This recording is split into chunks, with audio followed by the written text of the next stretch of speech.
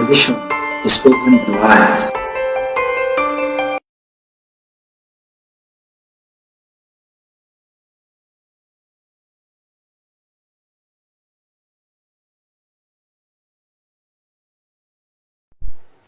Good morning, good afternoon, good evening, Biafrans, friends of Biafrans and lovers of freedom all over the world. Welcome to Sunrise Daily News Analysis on Biafra Television. It is a program that has been designed to educate and enlighten you about all that has to do with the restoration of Biafra. We are the indigenous people of Biafra, led by Mazen Nnamdi Kanu and deputized by Mazuche Bafo. We are here with a mandate to restore Biafra. And of course, there will be no going back on that. We have sworn an oath to restore Biafra or we die in the process. There will be no retreat and no surrender. And that is why we are here this morning. And we are reaching from Biafra land. My name is Ngozi Chukwuka. I have a great analyst with me in the studio this morning in the person of Bright Uriako. As a Bright, good morning. Good morning. You're welcome. Thank you so much. Of course, Master Bright Uriako will be educating us on a very important issue. Very, very important. This issue came up about 2 days ago, sorry, and it's been on the lips of everyone. It's been on the internet. Everyone is talking about it, and today we are going to dissect it very well. We are going to be looking at the possibility of this. What do we stand to gain? How is it going to be carried out? It's a very, very important issue you can't afford to miss. And of course, your friends, your families ought to be watching this program with you. So all you need to do is share the program. If you're on Facebook, please share it on your timeline. Share to your friends wherever via their inbox, because we've ensured we are on almost all the platform. We are on Periscope, we are on Twitter, we are on YouTube, we are also on Facebook, and of course our satellite TV is there. So there are several means which you can share this program. Invite your friends, invite your families, tell them to join you. And of course, those in the rural areas of Biafra land will not be left behind. That is why we ensure we transmit simultaneously on Radio Biafra land, and that's our premier platform. So you have to call your parents, your grandparents, your brothers, your friends who have no access to the internet. Tell them to please tune into Radio Biafra London wherever they are to listen to this wonderful program this morning. And of course, like I said, it is a program you can't afford to miss. So call your friends, your families, everyone. Your enemies are enemies. Those who think Biafra cannot be restored, please call on them to join us on this platform this morning. Once again, I am Ngozi Chukwuka and you are welcome to this program. Okay, you will be calling us 60 minutes after now. Our lines will be open. Our WhatsApp line, our direct phone line, Skype and Facebook will be open for you to call in and make a contribution. It's very important. Don't forget, in IPOB we run an inclusive kind of government where everyone is allowed to add their opinion. You are allowed to say, to make suggestions. You are allowed to, make your own contribution. Your opinion matters a lot. Don't forget, last time our leader, during our leaders broadcast, the lines were open for people to call in, and of course through people's opinion decisions are taken. Our leaders once said, I am not IPOB, I do the will of IPOB. And of course today we are going to be discussing one of those wills of IPOB that of course we've waited for it for a long time. We've waited for it for like a year and more than. So today we are going to be looking at it because the date had been released, and of course everyone has been waiting for this date. And what am I talking about? The referendum. The Biafra referendum is something we all have been expectant of. We all have been waiting for it. We've been asking, what is the date? Give us a date for referendum. And it didn't stop at that. So many people said, why can't we do this referendum the same date with the Nigerian presidential election?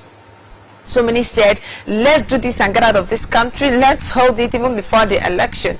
And of course, according to the leadership of IPOB, 16th of February 2019 happens to be the date selected for the Biafra referendum. And of course, it's still the same date for the Nigerian presidential election.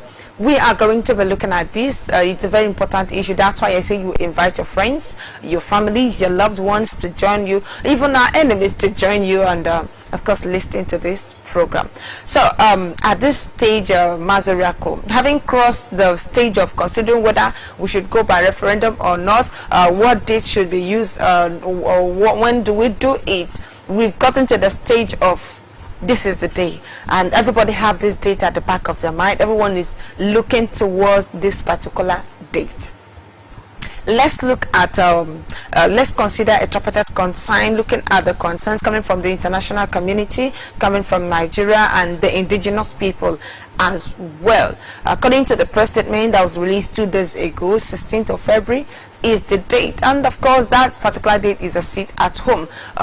Can we look at, having announced the date, what signal do you think it has sent to the tripartite structure? Let's first of all look at the indigenous people of Biafra. What signal do you think it has sent to them? Well, it's a sense of relief. You talk about the sense of relief. Mazi Nnamdi Kanu have done something very, very important in this struggle, simplifying every bit of it. He brought the complex Nigerian system to a very, in fact, he simplified it to the minute element of that anything that has to do with Nigeria, he brought it to the table and dissect everything. So the best thing that has happened to us is the final conclusion, the final announcement of the date for Biafra referendum. And of course, you understand that the IPOB means the indigenous people of Biafra. It's about IPOB family members, and of course this is a people's driven referendum, and of course the date being fixed is the best thing. And Mazi Nnamdi Kanu has actually worked very, very hard, and when we all this while we talk about how hard IPOB leadership has been working, so bringing it to our doorstep is one of the best things that has happened to us. And of course the Biafra that people thought was going to be in years, you remember he said it, that Biafra restoration is not in years, it's not in months, it's in days. And that is why you see in the next about 2 weeks to come, today we'll be talking about Biafra referendum. We are talking about it in 2 weeks time. So you are seeing that what people thought that would happen in the next generation, that it's going to be in the time of their children, is already in our doorstep. So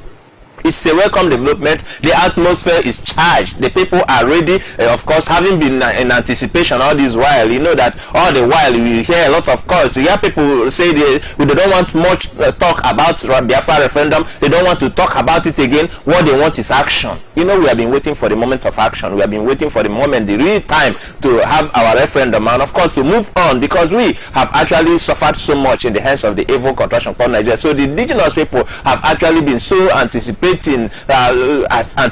this day to come, and Mazi Nnamdi Kanu and the leader of the indigenous people of Biafra, having gone through all the consultations, having listened to the people, having worked with the leadership, having worked with the international community as well, came to this conclusion. And the date today, we are happy that the date for Biafra referendum is at our doorstep. So it is a welcome development. The people are happy, the atmosphere is charged, and of course we are just waiting to celebrate Biafra, focusing on 16th September.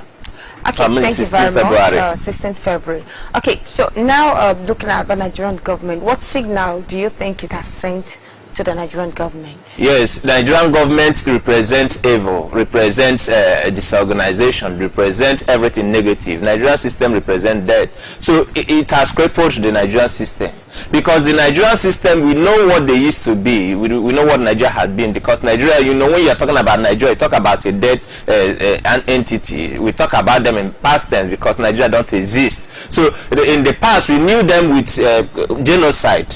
It means they can no longer commit genocide. Remember when we said Biafra referendum, they turned it to be war.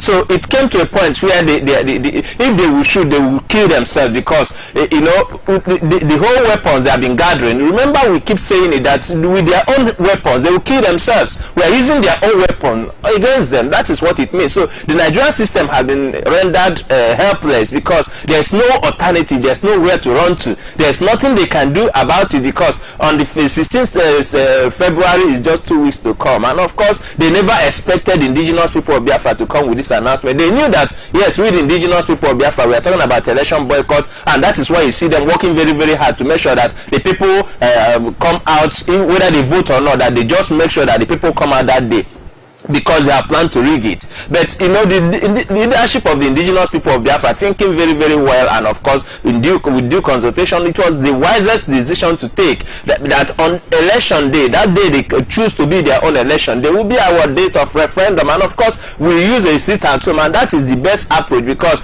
now they can no longer shoot. They can no longer postpone the election. It's just 2 weeks ahead. They have prepared everything for the election, and also, of course, the international community have been watching, and there's nothing they can do about it anymore. So the Nigerian system has been rendered helpless. They have no option than to dance to our tune, because you know the indigenous people of Biafra, we of course we set the agenda for them, and they keep dancing around. So all the games, all that they have done is to actually play into our doorsteps, and that is exactly what Mazin and the Kanu have done. They have played and played along, and all the way they have played into our trap, and that is where they are today. So they have been trapped, because Nigeria is a false entity. You know, we have been pursuing a rat, and of course this rat chose to be a stubborn type, and that is the kind of thing you see in Nigeria. So Mazin and the Kanu actually prepared a cage, and that is the 16th September they chose, and that is just actually where they put themselves. So we have caught them, and there's no escape route. Nigeria is a failed state, and Nigeria will remain failed state.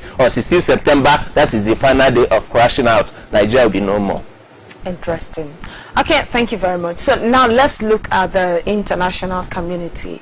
What signal do you think this has passed to them? You know, we've been calling on United Nations, we've been calling on the European Union, the ECOWAS, the US, and all the rest to you know, to give us a date for referendum, or to compel Nigerian government to give us a date for referendum, or for them to you know, approve a date for referendum. But they seem not to be doing anything, and IPOB came up with this date. What signal do you think it has sent to them? What do you think could be going on now? Yes, when you look at what we are involved in is freedom fights, and of course this is self-determination.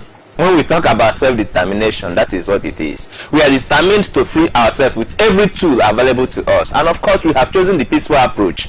So the international community have actually seen that we are determined, because we are all the temptations, all the challenges, all the Nigerian government have wanted was to push us to pick up arms. They have done everything, all the Operation Python that they have danced in our land, all the massacre, all the genocide they have committed, all that they have planned, and of course when we say we wanted referendum, they declared war. At least the indigenous people of Biafra have proven that yes, we are peaceful people, we want peace, and the international community would continue to respect us. It simply sent a signal of what Biafra looks like, because we are peaceful, the largest peaceful movement on earth, the most peaceful nation on earth is Biafra. And of course every approach, all the plans in the plans of the indigenous people of Biafra is about peace. So that it sends a signal of peace to the international community, that the indigenous people of Biafra sue for peace. And of course in our approach, there's no other way that the international community would recognize us if not for peace.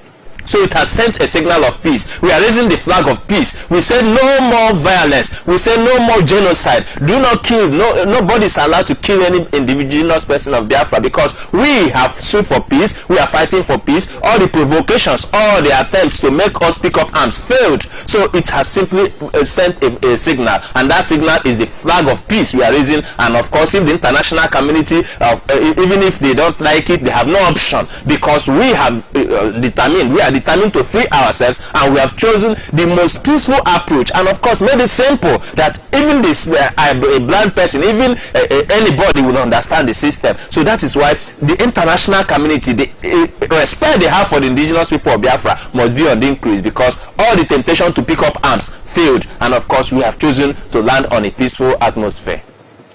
Okay, thank you very much. Now let's look at some pre-referendum concerns. What do you think might be the strong preparation by IPOB to meet on various referendum concerns, or are those concerns going to be, you know, abolished because it's now a sit at home? Well, you see, when you look at the approach, and of course the preparation all the while, we have prepared in all areas. We are prepared ourselves for the best and for the worst.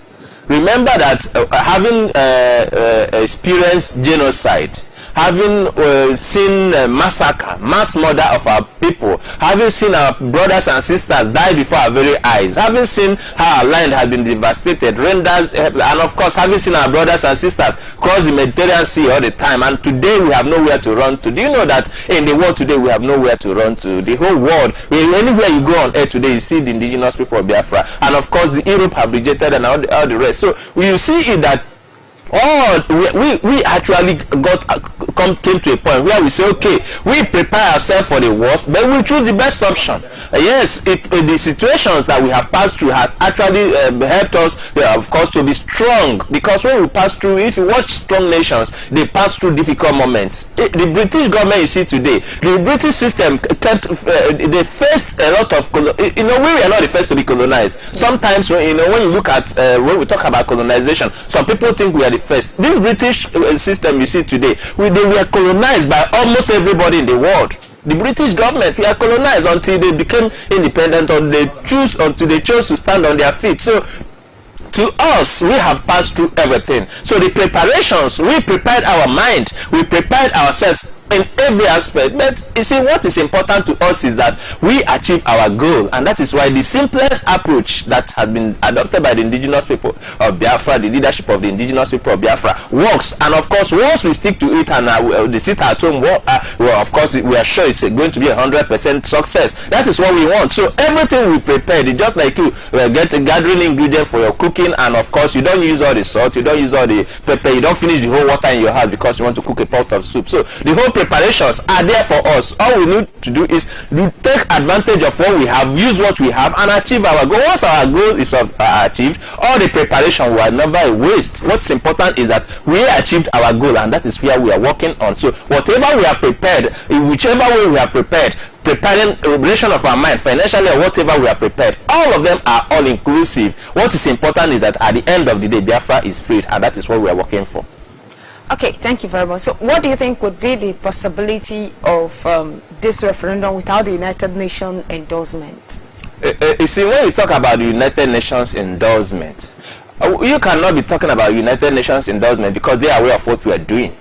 From day one, remember that it's not a time when they look away from us.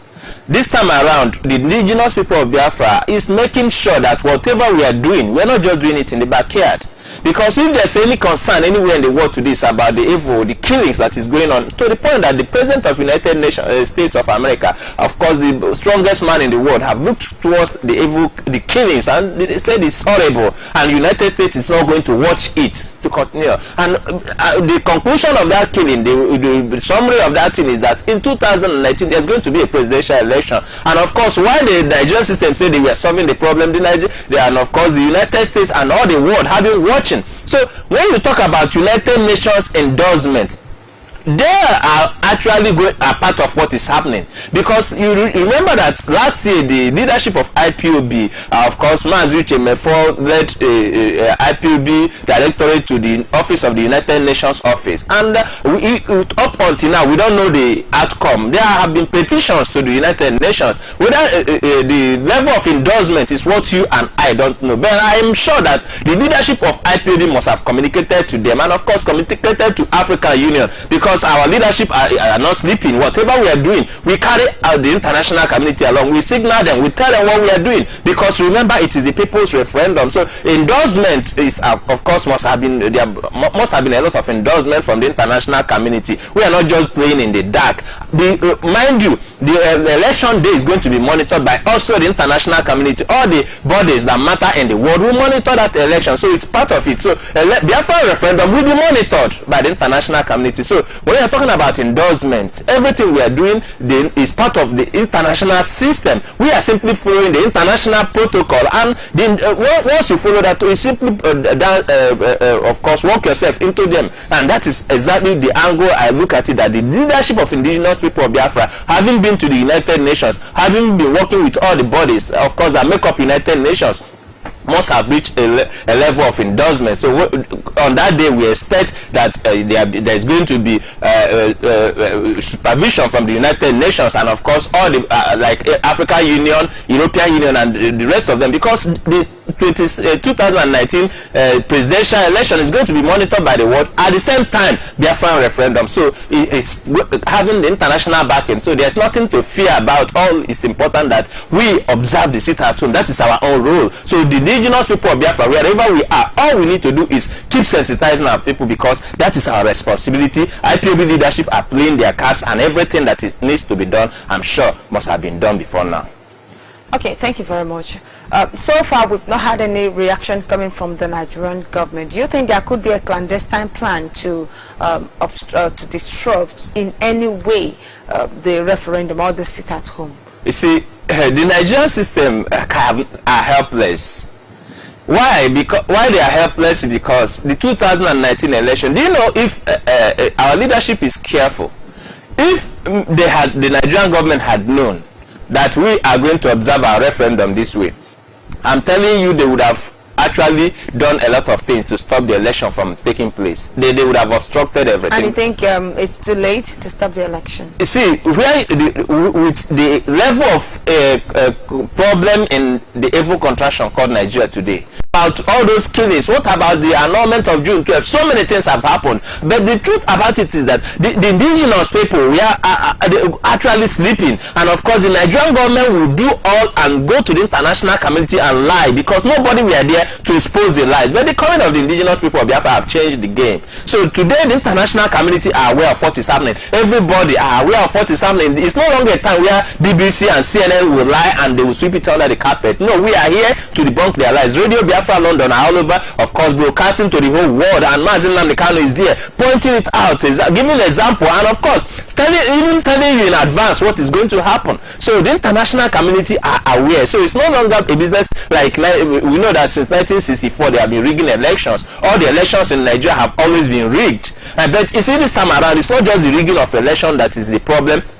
The killings have been noted to be horrible, and of course Nigeria has become the capital of the country with extreme poverty. Remember that it's not just extreme poverty. You talk about cow colony also, you talk about the Fulani herdsmen, the Boko Haram that is killing soldiers. So we look at the country has collapsed. Everything that makes it a nation, everything that makes it recognized in the international community as a country that they were lying before, of course it's now exposed to the international community how horrible things have been. So the 2019 is actually the climax of the whole evil, and it is just here. So the Nigerian system that have been lying in the past can no longer lie, because we are here to debunk their lies. So that is why, you see, what happened in the past can no longer happen again, because the coming of the indigenous people of Biafra, the coming of Mazin Namdekano changed the game, and that is why 2019 presidential election for 16 September is the date, and that is the date. Actually, the whole world has been attracted because of all the evils that have been happening. All of them have been put together, and the test is going to be on 16 September, and that is the day we are going to conduct our referendum. It's just the climax of the whole thing, and on that same day we'll be welcoming Biafra, because that is the moment of freedom. Okay, thank you very much. In case you're just joining us, this is Sunrise Early News Analysis on Biafra Television. We are reaching you from Biafra land this morning, and of course, we are here to restore the land of the rising sun, Biafra. I am Ngozi Chukwuka, and I have Mazi Bright Oriako with me in the studio here this morning. We are looking at the very important issue. We are looking at the referendum, the Biafra referendum, and of course it's been scheduled for 16th of February 2019, the same date with the presidential election. And today we are looking at the concerns, different concerns from different angles. We are looking at it from the international angle, looking at it the Nigerian government, what are their reactions, and of course we are looking at the indigenous people of Biafra. What does it mean to the indigenous people of Biafra? What does it mean to the Nigerian government? What does it mean to the international community? And of course, next question is still on the part of the international community. What could be the reason for the silence of the international community so far? For example, or most importantly, the ECOWAS and the EU, European Union. Well, when you look at the international community, The international community we are talking about, remember that once we mention the international community, the first people we are talking about is the UN, United Nations. No, sorry, I'm talking about the ECOWAS because it has to do with the economy, the African countries. I'm coming. Okay. Yes, so from Africa, when you talk about United Nations, then looking towards Africa, you now talk about the AU. Okay. Then from AU, you now talk about ECOWAS. Then you now talk about the internal issues. So you see, remember that there have been a letter from the African Union when we were tagged terrorists. Yeah. So that tells you that they have been monitoring the system. They told Nigeria precisely that they are monitoring the situation. So that is one thing that we must understand, because a lot of protocols, a lot of things are going on. We don't know, because there are so many things that, of course, steps that leadership are taking that you and I don't know. But a lot of people are speaking up in Africa. We know that there have been presidents in Africa that have actually looked at and said there's no more hope for Nigeria.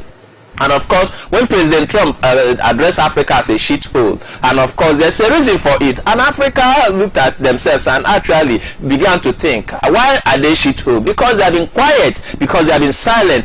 People have been dying, and there have been massive killings, and there have been a lot of problems. And the place they think is the giant of Africa is the center of the evil. It's where the horrible killings are taking place. And Africa, of course, we know that when you talk about Africa, Nigeria used to intimidate them. Nigeria used to claim to be giant of Africa because of the oil, because they use the oil to influence the Western world to lobby, and of course gain the attention of most of those countries that enjoy the oil for. So in the past, Nigeria was parading themselves as the giant of Africa. And when they come to African Union, when they cough, other nations will be hiding because they see Nigeria as being so wealthy, as being so influential. But today it's no longer the same. That's why when you look at issues bordering Nigeria, so many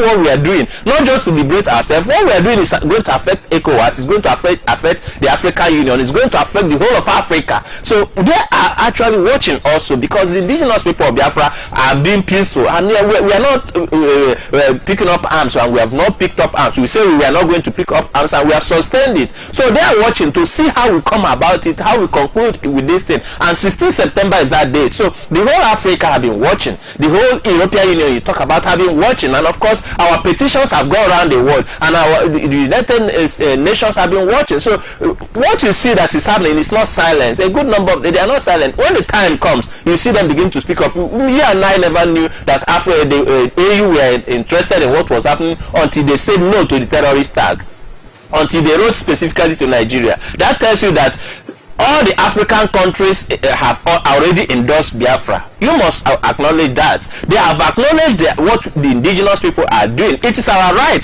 We are not begging for what we are doing. We are doing it because it is our fundamental human right, and they acknowledge it. So that letter they have written is simply telling you that the whole African countries have already recognized that what we are doing is right. And we are the indigenous people of Biafra fighting to free ourselves, fighting for our rights. So they endorse it. So African countries have already recognized Biafra. All we just need is 16 September to be the date where we say goodbye finally to Nigeria. And of course, you begin to see the recognitions coming from all over the world. So it's just a moment that we keep waiting for. We just 2 weeks is like 2 years now, because the time is very short, and we are watching and waiting and hoping, and that day just come, and we sit at home, enjoy our focus, and see Biafra come. Then you begin to see recognitions, because what we are going to receive is simply going to be congratulations from West Africa, from EU, from wherever you talk about in the world. They are simply going to congratulate us for the success of our freedom. Okay, thank you very much. I know we've talked about the referendum being fixed on the same day with the presidential election, but we really want to know, I know there are people who really want to understand why was it fixed on that particular day? Why was it fixed, and why did the plans change? Because we've had reports, we've had press statements about printing of 40 million ballot papers, on arrangements going on, and of course meetings going on with the United Nations and other international community. But all of a sudden, we've heard it's going to be on that same day, and it's a seat at home, and that's to say there are so many things that will be abolished. There won't be something like voting, because if we are sitting at home, it means there won't be voting. The ballot papers won't be useful again. So how do you see it? What really could be the reason for this? Primarily, we want to stop the Nigerian government and their cohorts from committing genocide against the indigenous people of Biafra. Okay. That is primarily our target, because we declared we want a referendum, and they declared war. And they didn't just say it, they started doing it in collaboration with even our political elites. So when you go out there and you are talking, the political elite will go and collaborate with Nigeria and say the people have decided that they want to be Nigeria. So we were talking about referendum, they declared war. So we want to stop the Nigerian government and their cohorts from committing another genocide. Primarily, that is the first step is to save life, and that is what you see the indigenous people of Biafra doing, because we have adopted the peaceful measure. Okay, but we know that even before now they have been killing Biafrans, they've been killing us, and of course we know they will never stop. Does it mean IPOB did not think of this before going as far as printing the ballot papers? Well, you see, while we worked on our referendum, you need to understand that when you are building a house, you draw a standard plan. Okay. That is the standard system. The standard plan was, yes, compel the Nigerian government to fix a date for a referendum. That is because if you are building a house, the first thing is make a standard plan. Okay, that's to say, if the Nigerian government had given us a date for referendum, if they were able to be compelled, if they happen to respond positively, there wouldn't be any fear. We would have used the ballot papers. If the Nigerian government had actually given us the date for Biafra referendum, assuming we had the Nigerian government collaborated with us, and maybe October or November last year we were given the date for Biafra referendum, we would have conducted a referendum. But why did IPOB go as far as printing ballot papers when the Nigerian government hasn't given their consent, or has not been able to approve the referendum, since we were actually waiting for them to give us a date? Yes, to show our readiness. We were actually getting everything ready. Don't you think it's a waste? It's not a waste. Nothing you do to get Biafra restored that is a waste. Okay. Because when we say we are restoring Biafra, we are preparing everything we have. We are preparing. You just imagine what it is. That yes, assuming they took us suddenly, because we had actually proposed. There have been proposals, and of course there was a time when you see the indigenous people of Biafra saying we are ready. That is what it means. Getting the ballot paper intelligent enough to choose this approach. So everything now working together. Whether the Nigerian government like it or not, whether anybody in the world likes it or not, we are going to have our referendum, and of course they have to respect it. So we have chosen a time, we have chosen a moment that no matter how they go about it, they have no option than to play into our cards, and that is what actually the leadership have done, to cripple their plans, to cripple anything they have done to stop us, because we are unstoppable. Okay, thank you very much. In case you're just joining us, this is Sunrise Daily News Analysis on Biafra Television, and you're welcome to this morning program.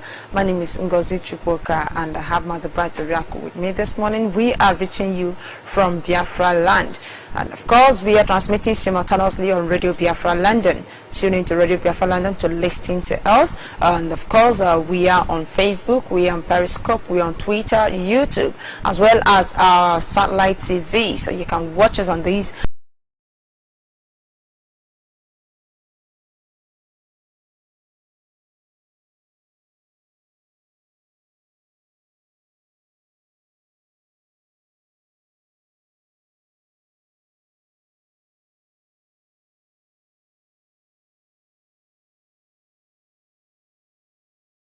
We are talking about the fixing it the same day with the presidential election, and Mazi Riako said we are expecting we are expecting people from the United Nations, delegates from United Nations, from other international communities coming to look into the election or to supervise the election.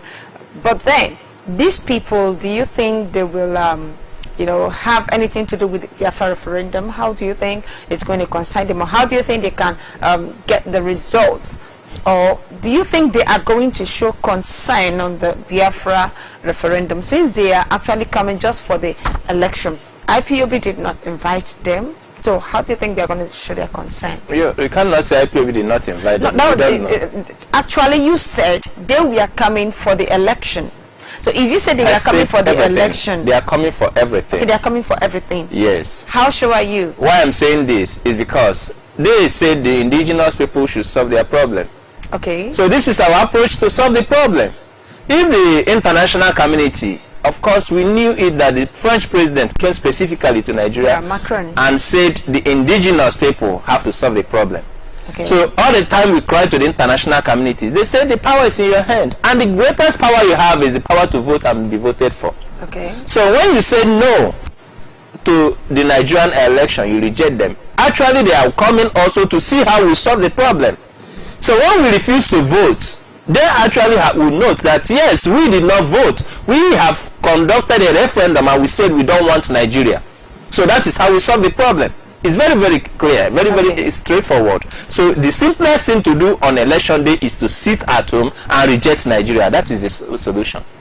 Okay, I also know that sometime few months back when we were discussing some issue on referendum, why do we choose a referendum? You made a statement, you said the indigenous people of Biafra want to ensure we have a document, a document that would be accepted by the time, maybe after the referendum and the Nigerian government doesn't accept it. We want to have something to place on the table to say, yes, these documents are obtained during the referendum, and this is how much people that that accepted the freedom, how many people who want to go for Biafra, and these are how many people who want to go for Nigeria. And of course, with this, what is the feasibility of getting an accurate record, an accurate result? Yes, the feasibility is exemplified in what happened in Anambra election. Okay, there's not going to be a kind of a data collection. You see, there was data collection. In Anambra election, we knew that it was 3%. Only 3% voted. That was according to INEC result reading. So yes. Okay, we are actually going to use the INEC result reading to ascertain the percentage of people who voted for Biafra. Well, you see what happens is, in the day of election, we know that we are sitting at home. There's not going to be election in Biafra land. So that is actually going to be the document we present to the international community. That is going to be our position. Because yes, Nigerian system, but that should be a numerical kind of analysis. Yes, when you're talking about numerical analysis, go to the international community and tell them, yeah, our people sat at home. We had how many percent of people that sat at home without proper data collection. And when you're talking about data collection, data can be collected through different ways. Okay. Remember, you are looking at the population of Nigeria, which is known. Okay. Yes, Nigeria have in the last census, of course they are talking about 180, even when the data is not actually accurate, and they are working with it.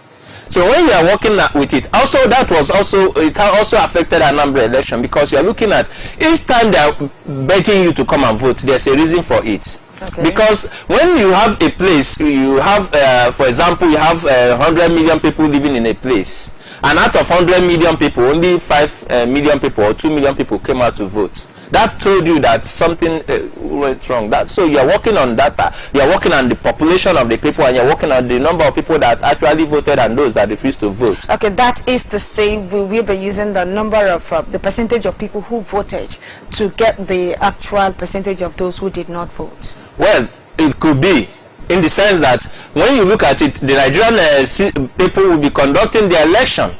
Of course, the Nigerian government, while we sit at home, it's also they also see it as, see, there's no more chance to kill them, they may decide to start, and that's why we just need to watch. So on that day, the only people that we are bothered about is our brothers, those of them that have been collecting money from Nigerian government. You know, it shouldn't be a concern to us. But you remember that all the saboteurs at the same time, they are also our brother, because they will have no option, they have no place, they will become frustrated. Because when we sit at home, now they have collected money to do duty for the Nigerian government, they have collected money to do one or two things. So when we sit at home, you know they be frustrated. So dealing with their frustrations, we should also be careful, because they are frustrated, and of course you expect a lot of them. So if they are your brother or your sister, and you see them meddling with the Nigerian system, meddling with politicians, you just need to be careful with them this period of time, because you don't know what actually they are going to do, because their frustrations, you haven't collected money. You know, a good number of them, after the Anambra election, remember that the APC demanded their money back from those that pay. So all these things are challenges, and they know that this money is going to actually hook them at their neck. So all the politicians that have been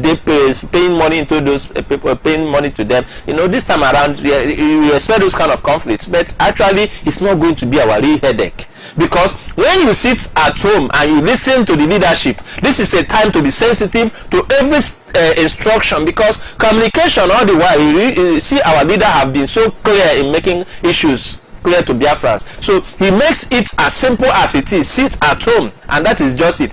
If you would obey that simple order and sit at home, everything will be fine. Okay, you just talked about the pre-referendum challenges, and that is what we should be expecting between now and the day of the referendum. So what about the referendum itself? Do you think we will be having a challenge on that referendum date? There cannot be a challenge if we sat at home. Okay. Because you see, the bulk of the thing is that once you sit at home, you have solved the whole problem. You have just solved the whole problem, because the streets will be empty. But last time we had a saying where the Nigerian army went to a compound that was in Aba. These people were seated in front of their compound, and of course, because they weren't in the room, but it was in the compound, the Nigerian army went there and shot some of them, and we lost lives. Yes, you know, I was saying it a minute ago about their preparedness to kill, because you know their real concern, their real target is to commit genocide. You know, they are trigger happy. They are always happy with the trigger, you know, killing people, and you watch it every time. You see it in the social media. Some people think it's fake. You see that they are just happy shooting.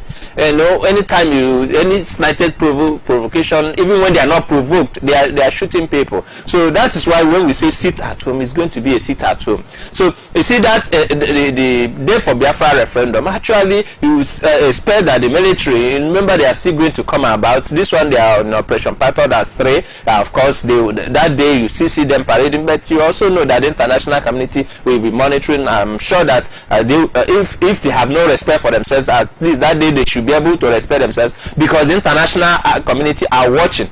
So I think it's going to be a lesser concern, because when the Nigerian government know that the international community are watching, I think they would instruct those killer men they have up there to stop their operations, or to stop the genocide and all that. So I think all that we just need to do is Biafra should be cautioned to stay at home, stay indoors, stay within your house, and I'm sure once you obey that command, you would have no other problem, because Biafra will be restored. But like yesterday, I used my community as an example, where there is no transmitter and the people cannot listen to the radio, and of course it seems the gospel is a bit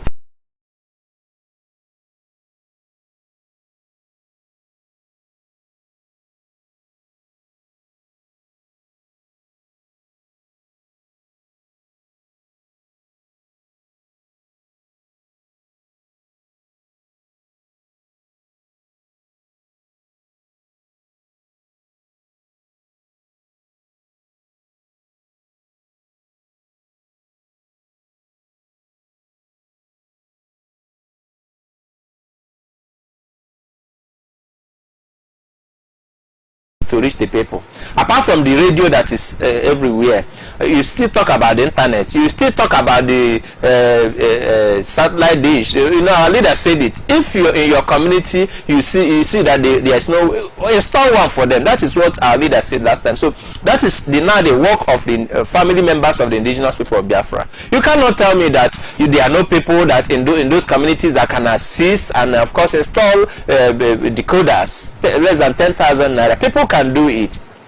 There are families who don't have. Well, actually, you will have one. You call the families together. Communities that don't have, you can take advantage of the decoder. Just buy a decoder and install. And of course, the radio is transmitting widely. And of course, maybe there are few communities that cannot access the radio. They can watch through the internet. You know, today you talk about the social media. You talk about Facebook and the rest of them. In Facebook, you will see everything in Facebook. You can listen through the radio. You can watch the television and all that. So it's, you know, why the leadership have gone all this mile to make sure that it reaches everybody. If there are few people that have not been reached, at least the family should take. You know, IPOB is family thing. We talk about IPOB family members. So we as a family, all we need to do is raise the signals and talk to our people, talk to our family members. Maybe there's a way that one or two families can team up and get a decoder and of course share whatever way. But the truth about it is that where IPOB as IPOB leadership stopped, the family members should continue and conclude the job, because Biafra restoration is our collective responsibility. Okay, thank you very much. Okay, we've talked about the pre-referendum challenges, the referendum challenges. Do you think there are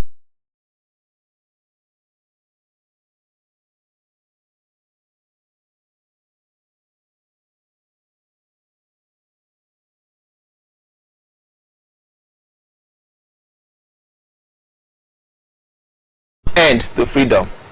That is the beginning. You know, all the countries in the world that are free today are still defending themselves. So the real work starts after that day. So we expect a lot of things, because one, that there's a headache with Nigeria. The end of Nigeria, the end of that, you know, like people coming out of a tunnel, that's going to have, it's just the way it's going to be. Because you know what it means, having spent several years in a tunnel, in a dark tunnel for that matter, and of course coming to broad daylight. So we expect a lot of challenges. One is that the international community have talked about violence. Of course, have warned their citizens. You talk about violence that may take place in the north and everywhere, because the Nigerian system has already destroyed everything. And of course, they are not even sure of providing security for people that will vote and in the north and all the rest of them in Abuja or everywhere. So they are not providing security for them. So all those issues could actually become, you know, when something is happening in your neighborhood, you know, it becomes. But to us, we see that is actually the moment where we start working. All the plans that have been rolled out by the indigenous people of Biafra. After Biafra referendum, we talk about, yes, the Nigerian system trying to collude with the politicians and of course keep lying. You know, that is actually where we now start bringing the real truth, bringing the real freedom to our doorsteps, and we need to keep working from there. So we expect a lot of things to be identified in the international community as Biafrans, and of course do business as Biafra, live as Biafra, and move around our lawful activities everywhere in the world, because we are responsible members of the international community. So we want to be identified as Biafra, not as the lie they call Nigeria. So we are the indigenous people of Biafra, and the world must recognize us as one. Okay, so what do you think would be the possible reaction of the international community with the result of or the outcome of the referendum? The international community would have no option, because that is our will. You know, the truth about it is that, you know, when you have a choice to make, you have made your choice. So it doesn't matter who is happy with it or not.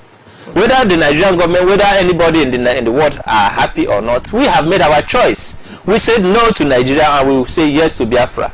So they will have to recognize it, because it is our right. So we are not begging for that right. It is our fundamental human right, and when we say yes to Biafra, they have to recognize us as that. So the international community have no option than to endorse it. All right, thank you very much. And this moment we'll be going on a break, and we'll be right back. When we return, the lines will be open for you to call and make your contribution. Don't forget, your suggestion matters a lot. Your opinions, your contribution, your question will go a long way to helping us elaborate more. It's very, very important. So the lines will be open. You will be calling us on WhatsApp. We'll call our direct phone line. You call us on Skype. You call us on Facebook. Let's have your opinion. Let's know what you have to say. And of course, thank you very much. I remain Ngozi Chukwuka. Stay tuned. We'll be right back. Sunrise Daily News Analysis on television, and the lines are open for you to call in and make your contribution. We'll have a caller on the phone. Hello. Hello. Yes, good morning. Welcome to the program. Hello. Hello, we can hear you. Good morning from here. What's the name and where are you calling from? Yes, my name is Emeka. I'm speaking from Lagos. You're welcome. Go ahead with your contribution or your question. Yes, my name is Emeka. I'm calling from Lagos. Thank you. You're listening to your device. That's why we cannot interact effectively. Please, when next you call on this platform, ensure you turn down the volume of your listening device or you turn it off so that we can communicate effectively. Very, very important. We have a caller there. Hello. Okay, we lost the call. Please do call back. Let's know your take. Let's know your own opinion. It's very, very important. Don't forget, 16th of February is the long-awaited day, our referendum. And of course, we are going to be sitting at home. We're going to sit at home and, of course, observe our referendum.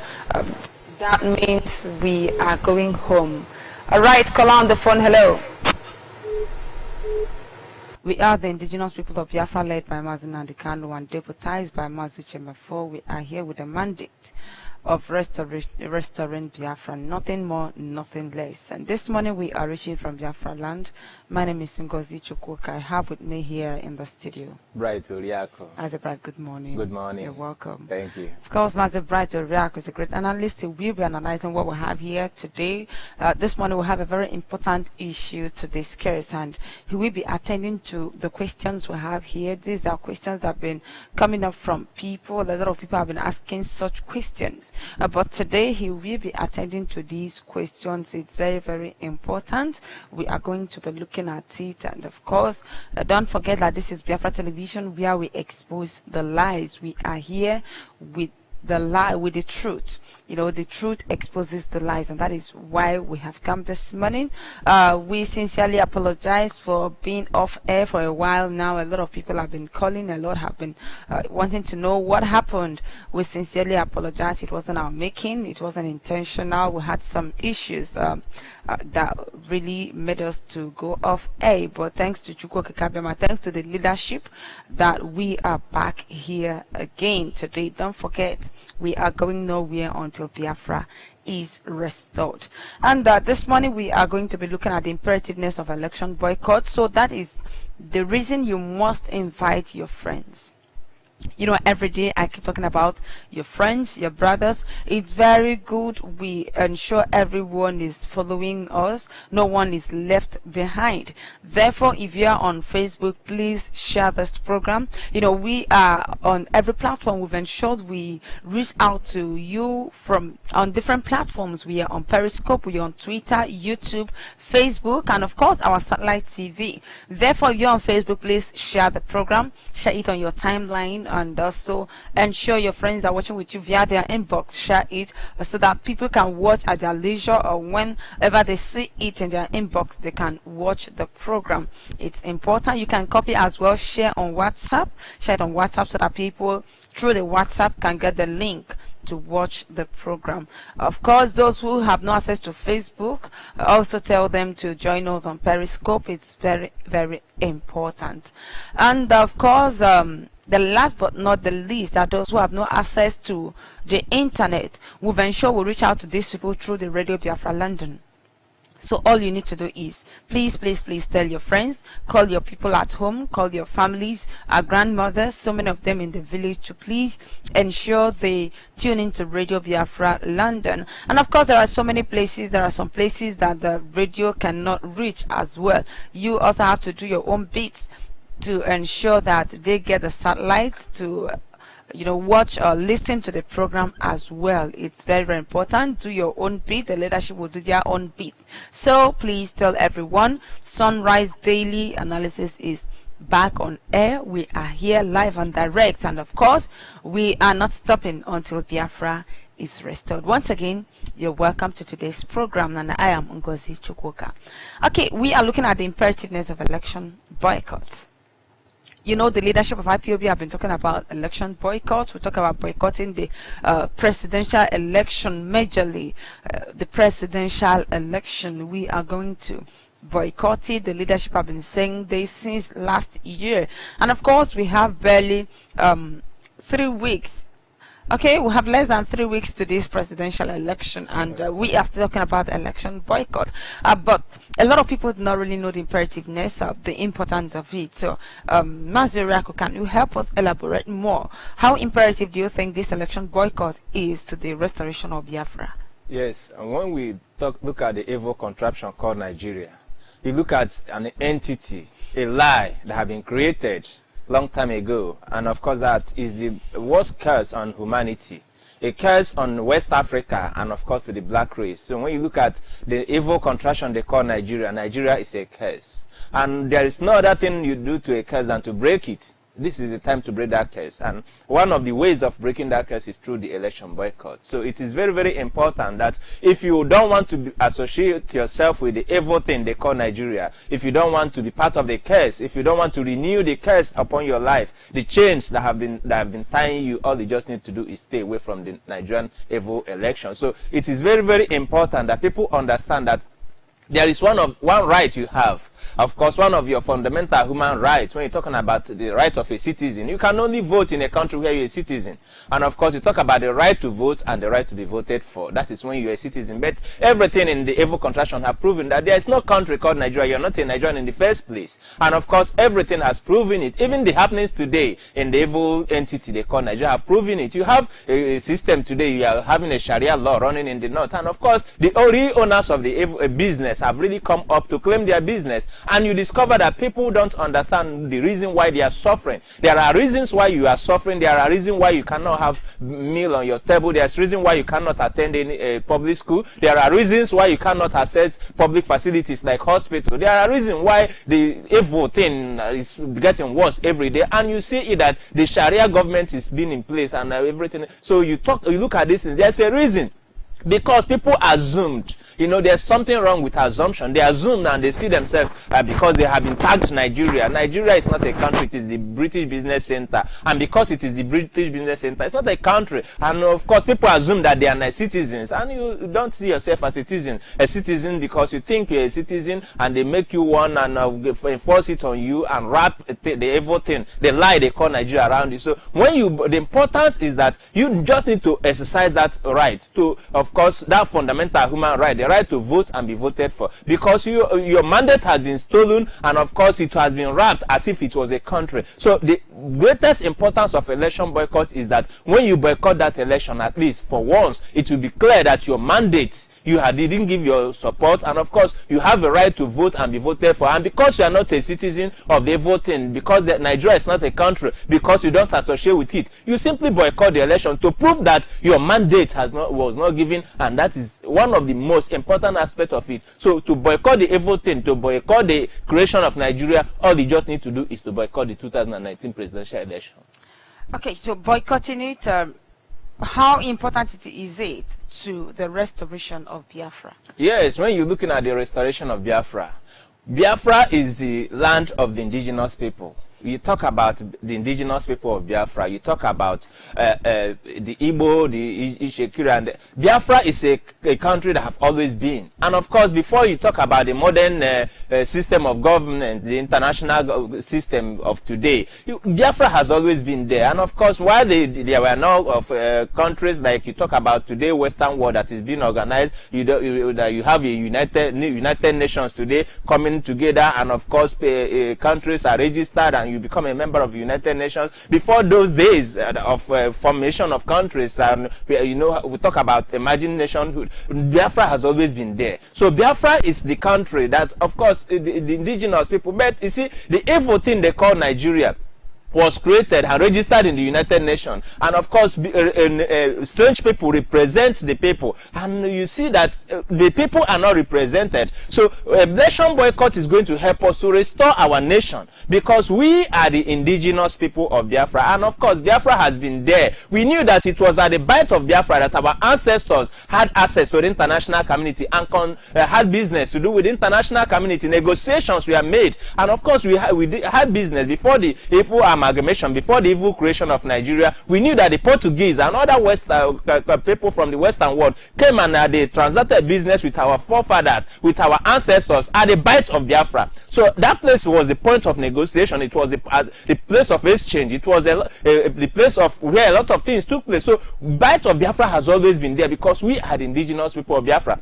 So our land, business transactions were well negotiated at, and so many serious business took place there. And of course, we know that the end of that business was the coming of the evil thing called Nigeria, the amalgamation, the colonization, and that was the end of it. So the importance of this election boycott is that when we say goodbye to Nigeria, we simply return back to who we used to be, where we used to be, and of course start doing business in our land, because we are the indigenous people of Biafra. We get back to our land and we start. So it's about regaining our identity. So when you boycott the 2019 election, you have simply regained your identity. We can now go back and of course begin to do it the way we were, and of course get ourselves registered, get the international community to recognize again that who we were is who we have always been, and that is who we want to be. We want to speak for ourselves, we want to be at the international community, and we want to represent ourselves. We don't want to have strange people representing us, because we have a voice, we have a will, and our will should be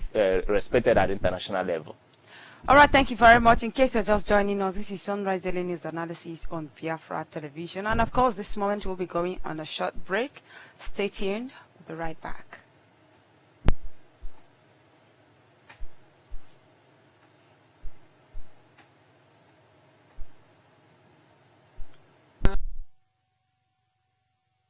Of course, we are talking about the importance of election boycotts. Why we must boycott the Nigerian election, the evil thing they call Nigeria.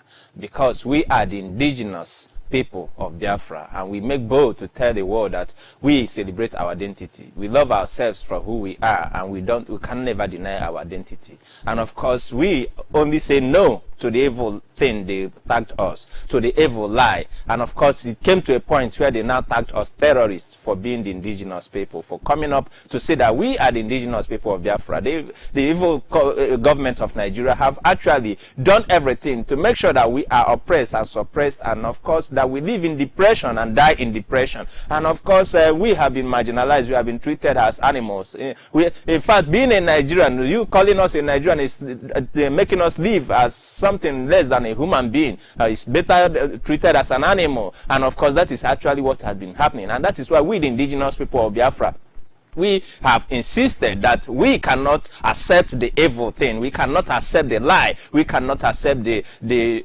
tag on our head, the terrorist tag. We cannot accept the humiliation. We cannot accept the dehumanization. We have risen. Of course, when we say we have risen, of course, according to our leader, Biafra has risen never to fall again. We give thanks to Chukwuka for Mazen Nnamdi Kanu, the leader of the indigenous people of Biafra. Of course, we are talking about restoration of Biafra. We are talking about importance of election boycott. In everything, what we want to achieve is that Biafra has to be restored. And because Biafra has to be restored, we have to say goodbye to everything that has to do with Nigeria. We have to boycott, and that is the agenda that has been set by the leader of the indigenous people of Biafra, by IPOB leadership, of course, by the people, because we are talking about IPOB. IPOB is the indigenous people of Biafra. You are talking about the people in Biafra land. You are talking about IPOB family members, and we are led by a leader sent to us by Chukwu Kikabiama, the chosen one, the one that have been sent in this generation, because there's something that has been going on. There is an evil that has been going on, and of course, since the marginalization, since the colonization, since the amalgamation of the evil thing they call Nigeria, our people have always been subjugated to the evil thing. So that is why today we are talking about a restoration project. We are talking about a restoration agenda. We are talking about a leadership that have come to say, yes, we the indigenous people of Biafra, we have right to live. We have right to self-determination. Self-determination is not called for war. A referendum doesn't mean war, and of course we want to get ourselves back to who we used to be. We want to regain our identity, we want to regain our land, we want to regain everything that makes us human. We want to be human at least once again, because living in the evil thing they call Nigeria is like not being a human being. It's like being an animal. Of course, in Nigeria, cows we are better than human beings. We know that when you look at the evil thing called Nigeria, cows have been treated better than human beings, and of course cows, we are protected. The protection that we are supposed to be given to human beings, the protections that individuals should have enjoyed, cows are the ones receiving those protection. So that is why of course we knew that last year Nigeria of course was tagged a cow colony. We talk about cow colonies where it became a cow republic, and of course we saw cows taking over the runways of airports. We saw cows taking over our schools. We saw cows taking over our farmlands everywhere. So cows were treated better than human beings, and of course that is what Nigeria means. So to be in Nigeria is to live a lesser life than a cow. Human beings, we are supposed to be protected. Lives, we are supposed to be protected if Nigeria was a country. But because Nigeria is not a country, we have the indigenous people of Biafra. We have to regain our identity. And that is what we do when we say election boycott. To boycott election, the evil election in Nigeria, means to sit at home on election day, because that is the agenda that has been set by the leadership of the indigenous people of Biafra. Said on the election day, all we need to do is, yes, sit at home. You just need to stay in your home, reject the evil thing, and of course do it in a very simple way. The simplest thing you can do on the election day is to sit in your house. And then when you sit in your house, you have simply said goodbye. You have simply refused to give your mandate for this evil thing that was created without your consent. Because when we talk about Nigeria, we are talking about a country that was created without your consent, without the consent of our ancestors. Somebody just woke up from the one side of the bed, of course on a bed of fantasy, and he was enjoying something, and he woke up with Lugard and Flora Shaw, and he said, well, let's call this place Nigeria. And now of course they sat in their bedroom and named you Nigeria, and that is how you took the evil thing, the curse in a bedroom, from a bedroom by a man and a woman, and you have been living as with that evil thing, without cares, and that is why things can never work. So for that reason, we have to boycott, because Nigeria is not a country. You thinking you are living in a country, you are just living a false life, and that is why things has never worked since 100 years. It is not working now, and it's not going to work. So we, the indigenous people of Biafra, have suffered all the pains, have suffered all the trauma, have suffered all the challenges. We have seen everything that have taken place, and of course before our very eyes, our people have been killed, our people have been maimed, and of course we talk about the genocide that have taken place. There is no evil on earth that has never happened to us. Everything on earth has happened to us. In the past 100 years, we have lived as cursed people.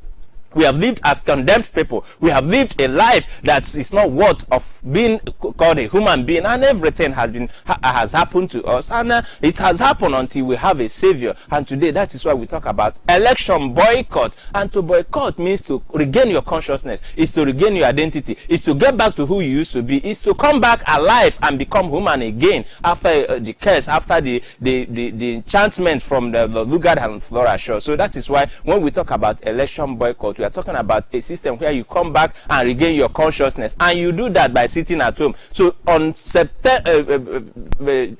16th is the date of course, that is the real day that have been chosen, and of course, by the evil people, that the same people, they want to renew the evil thing they call Nigeria that was created 100 years ago. They want to renew the lie. They want to renew it, and that is why the leadership has also chosen that they said, no, we are not going to participate. We are simply going to sit at home and, of course, enjoy an Ofokazi, and that is what we are going to do that day. We are going to be celebrating why they are planning evil, why they continue to plan their evil, how to renew the curse. We are going to simply sit in our house and enjoy our Ofokazi, and while we enjoy it, we say goodbye to the evil thing called Nigeria. We say goodbye to the curse of Lord Lugard. We say goodbye to marginalization. We say goodbye to the killings, and of course, we welcome Biafra. So in election boycott, we are simply going to welcome Biafra. We are simply going to say goodbye to Nigeria. We are simply going to end the evil thing, and of course we are going to regain our life. We are going to be better than the cows. We are going to be better than the animals, and of course we are going to come back and with our human consciousness. So election boycott is the only solution. Election boycott is the only way to regain and redeem your image, because you as a human being have been treated as an animal. You have no life in you. Of course, being called a Nigerian, everything has proven it. Just everything. If you can't find a food in your table, if you cannot do a business and make profit, if you cannot have infrastructure in your land, if you don't have hospitals, because you are not treated as a human being. And that is why 16th September is the day that case is supposed to be broken. It's going to be broken, and we, the indigenous people of Biafra, are going to, of course, lead the way and show the world how it is done. And of course, we regain our identity, and Biafra will be restored before our very eyes.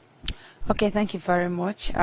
In as much as we have something to gain through this election boycott, it means the Nigerian government have something to lose. So what is it they've got to lose if we boycott the election? Yes, when you talk about what we have got to gain, we have everything to gain, because we regain our human consciousness. But the Nigerian government now lose the grip over us.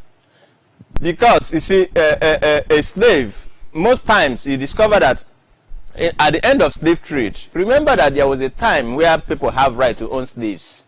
As human, you buy human being and he become your slave for life. And that is the ideology, that is the mentality for which Nigeria was created. Nigeria was created to enslave you, and of course to renew the slave trade, because you know while the slave trade was ending, we knew that the British government was at the forefront to stop slave trade. They fought actually to stop the slave trade, and of course while it stopped, we have a system where you talk about colonization, and before we knew what was happening, there was a new system of enslaving people. And what you now have as Nigeria is an experiment of it, and Nigeria became the giant of Africa, and that is why Africa became slave again to the world. So Nigeria will lose the grip, because there is a law that makes it possible that once the slave trade has ended, every human being now have the right to be free. But you still know that there are people that enjoyed slavery. They like to be with the masters and all that. So for that reason, the masters will come and say, no, he refused to go. He loves me. And you know that is the language that the Nigerian government have been using. So that is why all the time you see them coming up and say, we love each other. You know that is the language. Meaning that you as a slave, you love your master. That is what it means, and that is what happened at the end of slave trade. Remember that when slave trade ended, you now had the right to go, and of course if your master refused to let you go, you now had the power to go to court. But you see, the slave masters adopted another approach, and what were they doing? They will say no. The slave will announce that, yes, I love my master. And the master had control, continued to control, and that is the evil thing that Nigeria want to project. That is why they keep talking about love. They tell you that the Igbos, remember all the time BBC would always project this evil image. They will come and tell you that, yes, the Hausa man, the Fulani man that is killing you and of course taking over your cows, they will go to one remote community and tell you that, see, the Hausa man and the Igbo man, they are living in love and they are living together and they love each other. That is the language they want to. That is to tell you that they are saying that we, the indigenous people of Biafra, don't even want to leave Nigeria, that we love Nigeria. And that is why you see when they make a statement through Ohaneze and Igbo, through the evil governors, that is the language they want to project, that we love the Hausa Fulanis, that we love their cows, that we love the cow colony. And that is why what the Nigerian government will lose when we boycott the election, we will now expose them to the international community. That is the last day to expose the lies. Because all the while they said, no, we are the one that even want Nigeria, we don't want to. That is the language that's what they have been going to tell the international community. And that is why you see the international community will always come here and say, oh, because they love themselves, let the indigenous people solve the problem. Remember that the French president came to the evil contraction and he said, you people have a problem, it is you that will solve the problem. And the Nigerian government have gone to the international community and said, no, we have, there's no problem, we love each other, the Igbos love us and we love them and all that, and we have to live together. And when the world now look at the situation, they say, okay, let the people stand up and take what belongs to them. And that is the importance of election boycott. That is what Nigeria will lose. They will lose that grip of that used to have, because that day the whole world will be watching what is going to happen. And because the whole world is going to watch what is happening on the 16th, that is actually the real day that when you sit at home, you now expose the lies once and for all, and the lies are exposed to the international community. The lies are exposed to the whole world that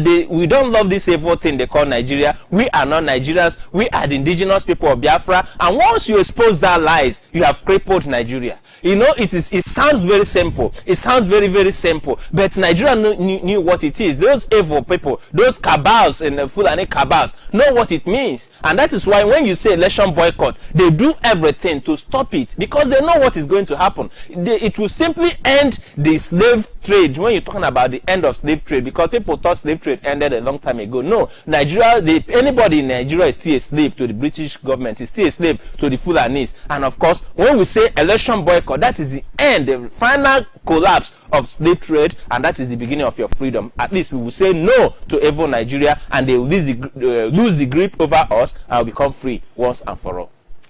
Okay, thank you very much. So far, how much do you think the people have been made aware?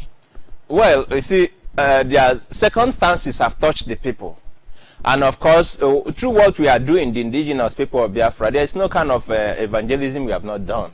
We are on air today talking, and of course, we have gone on the streets. You know, all the while, why did they arrest the leader of the indigenous people of Biafra? Why did they incarcerate him in Kuje prison? Why did he spend more than 2 years there? It was because he was evangelizing. He was creating awareness. It's all about awareness. All we have been doing all the while is creating awareness, telling them that we must be free.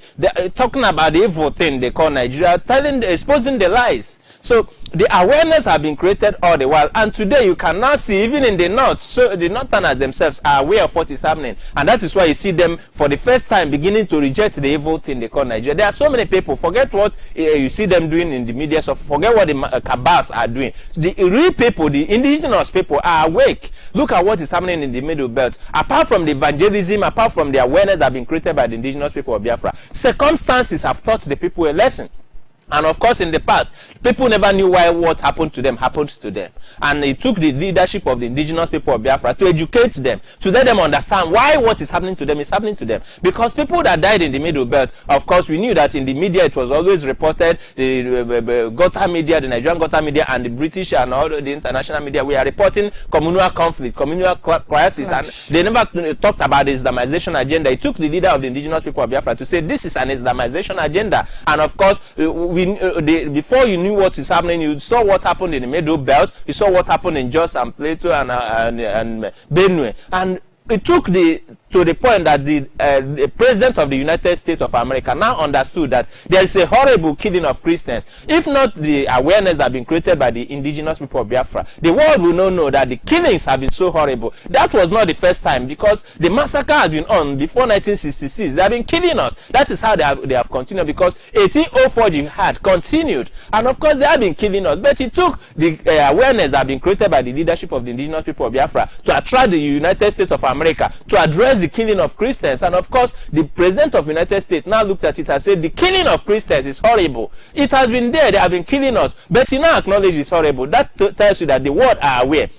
Also, the people are now aware why they are dying. And of course, when you look at what is happening in the Middle Belt, listen to the media, listen to what they say in the social media, you will now discover that so many of them are awake. In as much as you still have the evil cabals, you still have the slaves, those executive slaves, those that have been bought over, those that have been paid heavily by the British and of course the Fulani cabals to keep running their affairs, because you know they are he that pays the piper, the takes his tune. But the bulk of the people actually know what is happening to them, and that is why today awareness is at the highest level. People get to know, go to the drinking bars, you see army there, you see police, you see they are sending DSS. Why? So that people will no longer talk about it. But even when in their whispers, even in social media, people talk about it because everybody are awake. Ordinary man in the street are awake. We know what is happening. So it's no longer a thing of hide and seek. It is being aired every day in Radio Biafra London.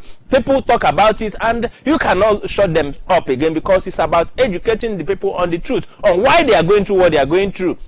That is why today the government of the evil government of Nigeria, the evil cabals running Nigeria, are taking note, and that's why they tagged us terrorists. They felt we are terrorizing them by talking about the truth, by saying the truth, because how dare you look at an armless people, a people without guns and bullets, and you tag them terrorists? Because what we are doing, the awareness we are creating is terrorizing them, has become a problem to them. And of course, because we expose them, we expose the truth, the lies, and of course bring the truth to the table, it became a terror. It terrorized them. They felt terrorized because they see that their end has come, their mission has come, the end of their mission has come. So the people are actually awake. The people are aware. You see, that's why they say when we talk about fight for freedom, that is actually where the fight is. It is fought on the media. It is fought on the social media. Why? Because the people has to be educated. And today I can boldly tell you that there's anybody who you see, it's only when those who have dead conscience that doesn't understand what is happening, because situations have taught you. The killings in the evil contraction, the marginalization, the social system that have been destroyed, everything that have been destroyed is a lesson enough. And of course, we have pointed it clearly that this is actually the reason why you are dying. This is actually the reason why you cannot have a good hospital. And today,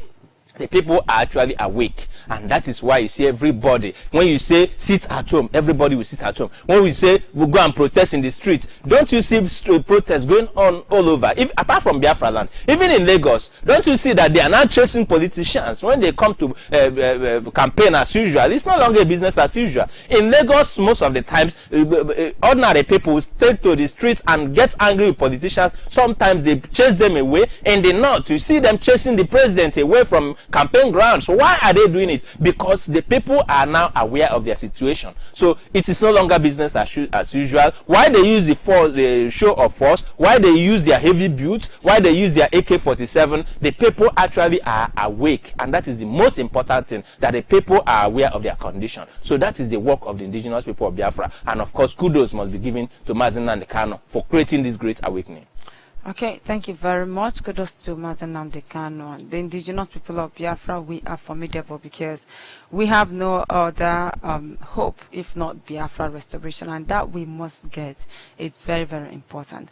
Okay, since the reappearance of our leader, we've been talking about the man in Asorok. We've been talking about Jubril exposing the man in Asorok, and it seems it seems everywhere, or everyone is already aware, but they do not care. You still see massive, you still see people going about talking about APC, talking about Buhari. But that's not the fact. That's not the point. When we talk about the election boycotts, we know that the APC, which is the man in Asorok, still have the power. So don't you think it's going to pave way for him to remain there, since Atiku and Obi are not going to get much supporters? Because as far as Biafra land is concerned, we are not voting. Well, you see, when you look at Asorok, look at the cabals running Asorok, look at the Sharia government, because it is better called the Sharia government, because what you have today is a Sharia government. They have actually constituted a government. And you look at the British Business Center. These are the things you must look at very well, because when you look at the president, anybody can actually be the president of Nigeria. That is one thing people don't understand. They can even place a dog there. They can even place a cat there, because it is a business. And of course, the owners of the business know what they want. They know how, all they want is when they make instruction, when they make rules. And of course, anybody there passes the rules, the instruction out. So anybody can actually be there. Anybody can be employed to do the thing. And of course, they dress it in a democratic way. That is actually where, of course, why we expose the lies, why we do what we are doing. Because if they had actually come out and say, okay, name me the way it is, that this is our business, and they are running a business, we will not have a problem with them. We allow them run their business. But they came and said they are practicing democracy. and there's nothing democratic about it. There's no evidence that there's democracy in West Africa they call Nigeria. There's no evidence. So you see, when you look at what is happening, the power of the man in Asorok or anybody occupying that seat, whether you are talking about Atiku winning or losing, that is not our problem. Because if it takes Atiku to be there, it doesn't make any, in fact it will make things worse for the evil, because you look at the evil thing called Nigeria. Bring an angel, bring a virgin angel and place on the seat in Asorok, it will remain the same. Don't you see, even in Biafra land, don't you even see that the governors are still dancing to the tune of the owners of the business? So it's about the British Business Center, it's about the evil cabals, it is about Sharia. So it's not about anybody occupying that seat. So it is not our business. When we are boycotting the election, we are not boycotting it because of anybody in Asorok occupying Asorok. No, that is not our real focus. Our real focus is that we want to reject that evil thing called Nigeria. We want to reject the British Business Center called Nigeria. We want to reject the evil name they have given to us. We want to reject the curse. We want to break the chains. And we do it in a very simple way. Of course, refusing to give them the mandate to run it. Because that is what they simply want to show the international community. They want to show the international community that, see, we voted and that we love to be in Nigeria, we love to be called Nigerian. That is what they actually want. And that is the only reason why you see Atiku there. Atiku is not coming because they know that Atiku will never, don't you see that the whole foundations, in December, our leader even made it clear that the elections has already been rigged. And the evil government you are talking about is even working that, yes, after the election day, that they are going to face tribunals. He has even made arrangement for that. So the election has already been rigged. And of course, earlier we knew that Atiku only came to persuade you, to make you feel that you have a country, to preach to you like the way they preach in the church, to convince you to vote. That is actually why Atiku came. So it's not about who is occupying it. They can choose Atiku, they can choose Kwankwa, so they can choose anybody in the north and place on that seat. It's not important to us. So whether it is paving way for APC, whether it is paving way for PDP, we are not interested in Nigerian politics. We are here to restore Biafra. And what is important to us is what is going to happen to us when we boycott the election. We will simply restore Biafra, and that is what we want. So if we boycotted the election and anybody occupy the seat in the evil contraction called Nigeria, so it's not our business. What is our business is that we have said no to the evil thing called Nigeria by boycotting the election, by sitting at home, and of course getting Biafra restored. Okay, thank you very much. Thank you very much. Okay, yesterday the man in Asorok visited Aba, and of course we saw some pictures. Some people came out to welcome him, and you know, don't you think there are still people who believe in him here in Biafra land? Let me tell you something. Let me tell you something. Do you know that if you start a business, you can employ people from all over the world and run that business once you have the money? So it's not about believing in him.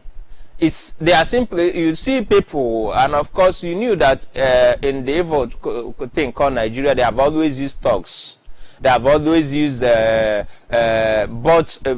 enough, they have enough slaves. You need to understand that. And of course, to do their business, but the bulk of the people who don't know that the man in Asorok, the evil thing called Nigeria, is not working. So when you look at what happened in Aba, you look at a situation where they have been paying people, and of course they pay enough thugs in Nigeria. Don't you see what happened in Ekiti? Don't you see what happened in Osun? Don't you see what happened in Edo? These are evidences that since what they call democracy in the evil contraction is just paying enough thugs during the election time, and of course position them and use them during campaign, use them during the election, and of course steal the ballot papers, and of course make you stand on the sun, rain and sun, and after the whole day you waste your energy because the thugs will kill you. They will take away the ballot papers, and at the end of the day your mandate will be stolen. So he coming in Aba and you seeing some people with him, they are paying enough people. And of course, if you want to recruit, just place an advertisement, people will come and work for you. That is what it means. So they even go to the point of going to Niger, going to Sudan. They import people everywhere. And of course, there's an airway today. There's of course a route to Kano today. They import people, but don't you think importing people, because according to what you said earlier, we are sitting at home for the what observe that no election happened. We did not come out to vote, and by the time they import these people and they come and occupy the places, and even when the people from the international community come to see, they'll see a lot of people casting their votes. There will be a lot of people out there casting their votes. What does this speak of? See, how do we look at it, please? There's a difference between campaign, presidential campaign, and presidential election. No, even during the election in Anambra State, we knew that they imported some people, and if this time around they plan to intensify it or to increase the number of people that will be imported, and it's going to speak a whole lot. You see, the international community and we, the indigenous people of Biafra, are observing everything. First thing first, while during Anambra election, we also saw how they imported the 3% that we saw. Yes, 3% versus how many people? We know the population of the evil contraction called Nigeria. When you have a population of 200 million people, and now they imported, how many actually are they going to import? That is why I tell you there's a difference between campaign and election. Because during campaign, they can actually gather all the people from the imported and they are using for the purpose, pay them all the money, and of course take them to campaign grounds and of course get their campaigns. But during election, it's not going to be, because when you are bringing 200 million people, you are going to notice, everybody will notice that something actually happened. Actually, where are they bringing 200 million people? They are bringing people from Niger. What is the population of Niger? And of course, to which states? They have concentrations. What is important is that they want to rig the election. And of course, to us, we want to boycott the election. And of course, in Biafra land, we, the indigenous people of Biafra, understand our community. And of course, before the election day, that is why we monitor every step that we are taking. We monitor every situation. That day, of course, when you talk about the days, the days when they were importing Fulani herdsmen to Biafra land, we used to take pictures of them. When you see them coming with their trailer, you see them offloading human beings. We take pictures of them, of course, noting how they are coming.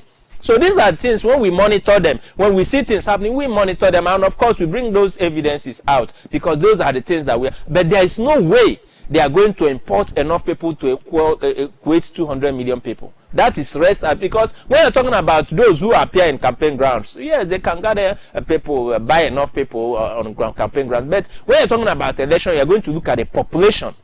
So, in spite of all they did to import people during Anambra election, they could only bring 3%, and of course, it's an insignificant number. When you are talking about 3% versus the rest of the people, it's insignificant. So, no matter how many people they are importing from Niger and all over West Africa, it's never going to, of course, equate to what the indigenous people of Biafra are doing. We are simply going to cripple not just a state this time around. We are talking about the entire Biafra land.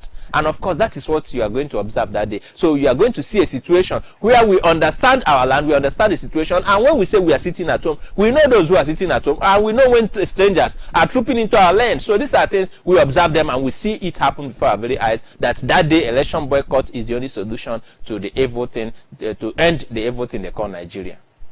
Okay, thank you very much. Thank you very much. It's very important we boycott the election. But I still believe there are people who are not yet aware of this election boycott. There are still places, I can cite my place, for example. I traveled a few weeks back and I saw women gathered and they dressed up in their attires that are going to welcome the PDP presidential candidate. And when I interviewed them, I found out that these women were going there for nothing. They said the last time they went there, they got 200 naira each person. The other one said they got 300 naira the previous time. And, I was preaching Biafra to them. I found out that so many of them are not yet aware of what is happening. To some of them who are aware, they think IPOB is also a political movement. And she said, yes, if you people give us higher money, we will join you people's own. And but we will have to join those who are giving us the little money we have now. I shed tears. You can imagine where women are selling their children's destiny for as little as 300 naira. Yes. So who should they blame here? You see, when you talk about awareness being created, enough awareness have been created and is still being created. You see, anybody who is telling you that is not aware is simply not telling himself the truth. because we all live in this land. If nothing had created the awareness, Fulani Islamization agenda, the Fulani herdsmen actually created the awareness. They are aware that things are not moving right. But talking about election boycott, believe you me, there are people who are yet to know what election boycott, they are yet to even hear the word boycott. Well, not to talk about telling them, okay, on this day we are going to sit at home. There are people who are not yet aware. And we have less than 3 weeks. We have 2 weeks and I think 4 days to go. Now that is the work that is left between you and me. Because when we are talking about these villages, when we are talking about these women, most of them are our mothers, they are our sisters, they are our aunties, they are our cousins, they are from our homes. So a good number of us, when you look at the population, you look at the cities being occupied, dense populated area, like you talk about the urban areas, you see how dense the population is. A good number of us are left our fathers and mothers at home. That is the work that is left for us. And of course, within this period of time, we are going to do massive phone calls. Because it has come to a time when it's not just about going for street protests, going for street evangelism. Yes, we can do all that. But you see, this time around, we have a duty. We owe ourselves duties. We have to do what is called massive phone calls. Call your father, call your mother, because it's no longer a time waiting for somebody telling you the indigenous people of Biafra, who are the indigenous people of Biafra? All of us. Because when you're talking about Ipob, it means the indigenous people of Biafra. We have family members, and when we talk about family members, it traces our roots back to the village. You are in the city, you are in Aba, you are in Omahia, you are in Iguacha, you are in Akwa Ibom, you are everywhere. In diaspora. Call your people at home. Simple. When you do a massive phone call, and of course you exhaust all the numbers in your line, you call everybody in your phone book, you call all the people at home. There is no way, information. Once you want, did you remember when they talk about monkeypox? Within a day, the news spread all over, and of course you saw the entire Biafra land, the whole schools were shut down. Did you see how it spread? Because we told them that life was at stake. They actually came to kill us with this strange. And as soon as it was made public, that yes, any school they attempted, the people refused. Why? Because we made phone calls. People call their families. So it is very, very important. Information spread like wildfire, and of course within a day, everybody everywhere have had the information, have got the information. So all we need to do is to make our assurance doubly sure. We just need to make massive phone calls, because that is the simplest way of making evangelism. Now, of course, making it public, making it known. And one woman in a community is able to spread the news to all over the communities. We know that, yes, our problem is not about telling them about election boycott. Our problem is that there are those saboteurs in our land. The greatest challenge we, the indigenous people of Biafra, have always faced since 1967 up until now is the problem of sabotage. So that is the greatest problem. It's not that people are not aware. It's because there are those who are deceiving them. That when we have talked about election boycott, we talk about the saboteurs in the land.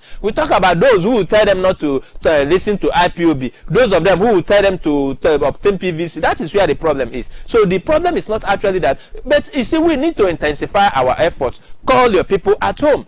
Make massive phone calls. Make sure that you send text messages. Make your calls. Within a week, within the next 1 week, everybody have had it. Of course, let's not assume that everybody have had. Just take it as a responsibility that nobody has heard about it. And you want everybody to hear it. And as an individual, you load enough money in your phone and start making calls. By the time you have done that, you have spread the news, and that is the only way we can do it, because information, of course, spreads faster than anything. That is to say, we all have to do the job. All hands have to be on deck. It is not only to be left for the leadership of the indigenous people of Biafra. A decision has been taken by the leadership, but we, the indigenous people, have our duties to do. We are family members. We need to call our family and pass the information to them. And of course, by doing that, everybody will be aware. An election boycott will be 100% success. Okay, thank you very much. Now, we are no longer talking about only the election boycott. The indigenous people of Biafra has announced that that same day is going to be a day for referendum. What's your take on that? Yes, that is the moment we have all been waiting for. You see, everything that we have been demanding, everything we have been asking, and all the questions we have been asking is about the referendum, because that is the benchmark. That is actually the center of the whole struggle. That is actually the moment we all have been waiting for. And of course, there's jubilation because we are happy that at the end of the day, the date has been fixed. Because that has always been the challenge. That has always been the problem. We have always talked about the date. Should it come before or after the election? Should it be an election? So many people. And of course, the leadership of the indigenous people of Biafra, being sensitive to the whole situation, have chosen that day. So that is the best thing that has happened to us. That at the end of the day, after all the whole consultation, the date has been chosen. So it is a good news. And of course, it's a welcome development. We appreciate it. And of course, for once, we can be confident that we are sure that Biafra referendum is to be held on a certain day, which is the 16th of February 2016, the same day for the presidential election. So that is the moment we have been waiting for. That is the day we have been waiting for. And of course, we are doing it, celebrating it with Ofokazi. And of course, while eating Ofokazi, you simply welcome Biafra in your home. That is very simple. And of course, it's a welcome development. Okay, in a nutshell, can you explain how internationally a referendum ought to be? Well, how is it to be conducted? You see, this is the people's referendum. Okay. And you are the one inviting the international community and tell them what you want to do. This is the people's referendum. And of course, this is the approach we have chosen as the indigenous people of Biafra. So, our type of referendum, of course, based on the situations at hand, based on the conditions we found ourselves, based on, so a lot of consultation have gone on. And of course, we remember that the last time our leader talked to us, he talked about consultations. He said why we didn't have our referendum last year was because consultations were going on.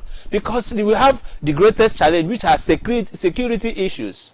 So you are looking at how how a referendum should be conducted. Yes, it's about voting or not to vote. It's about to be or not to be. It's about yes and no. That is what it simply means. So whether you are voting, whether you are casting a vote, whether you are using a boycott or whatever, one thing is important is that you have to explain the process to those who are doing it, and of course to the international community. So we have adopted election boycott, the sit at home, as to be the Biafra referendum. Of course, all we are doing is to explain that is how we want it, because it is the people's referendum. All that the international community will be doing is just to come and observe how we are doing it.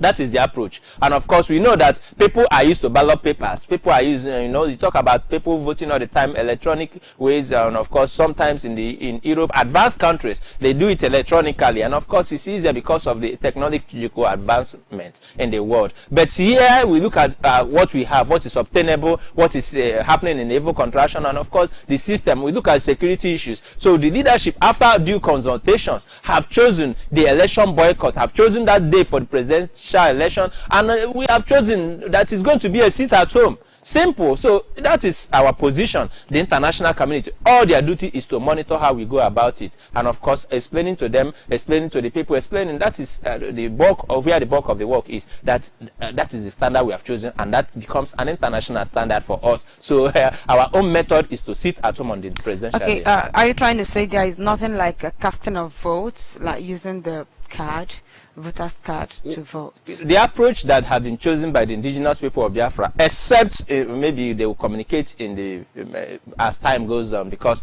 the leadership have simply made it clear that on the 16th February, first is election boycott. Every indigenous people family member of the indigenous people of Biafra have to sit at home.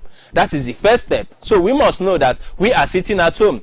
Up until now, they have not told us anything about casting or no casting, but we are rest assured that they said there's going to be election boycott. We are not going to vote in Nigerian election. So whether we are using our ballot paper or not will be communicated to us. That for now, we should be rest assured that nobody should go out to vote in Nigerian election. We are choosing election boycott. And of course, as it stands, what I understand by it is that on that day, our election boycott is what will become our referendum. So we simply sit at home, and I don't think we are using any ballot paper, any card to vote. So for now, it has not been communicated, but in the due course, clarity, the leadership of the indigenous people of Biafra would have to clear everything. But what is important to us is that day is a sit at home. You are not going out to vote in any Nigerian election. So don't let anybody tell you that when you are coming to vote that they are going to vote in Biafra referendum. No. It means you sit at home, eat your fokazi and enjoy it. And of course, while you are doing that, you previously, that was last year, mid last year, thereabout, there was an announcement that over 40 million ballot papers had been produced. Exactly. And now you are trying to say we may not be needing the ballot papers again. How do you explain this? Yes, you see, the leadership of the indigenous people of Biafra are sensitive to the situation at hand. Okay. And of course, sensitive to the life of the people. Remember, we are fighting to live. The Nigerian government and of course those who are supporting them is just about committing genocide. You know, that is actually what we are fighting to stop. That they want to wipe out the indigenous people of Biafra. That is what we are fighting to stop. We want to end the killings. We want to. So it's not about our resources, because this time around there's a broad objective. Remember that we are working with objectives. We are working with broad objectives and of course with midterm objective and specific objectives. At this time, after due consultation, yes, the leadership of the indigenous people of Biafra have printed 40 million, I don't know if it has been completed, but it was announced that 40 million ballot papers were being printed for Biafra referendum. And of course, when the leadership said it is being printed, that was the truth. But it's not about the printing of the ballot papers. It's about the life of the indigenous people of Biafra. Because Nigeria have rejected, remember all the while we asked them for the date for Biafra referendum, and of course, having consulted those who matter in the world, I believe that there's a reason why the leadership of the indigenous people of Biafra have chosen the election, the presidential election day, because there have been due consultations. Remember that our leader said consultation, that yes, that why the referendum did not take place last year was because consultations were not conclusive. So it was because of these issues. We look at the security of lives. So 40 million ballot papers are very important to us. And of course, because they have been printed, they were supposed to be used. But the life of the people who are going to use it is more important than the ballot paper.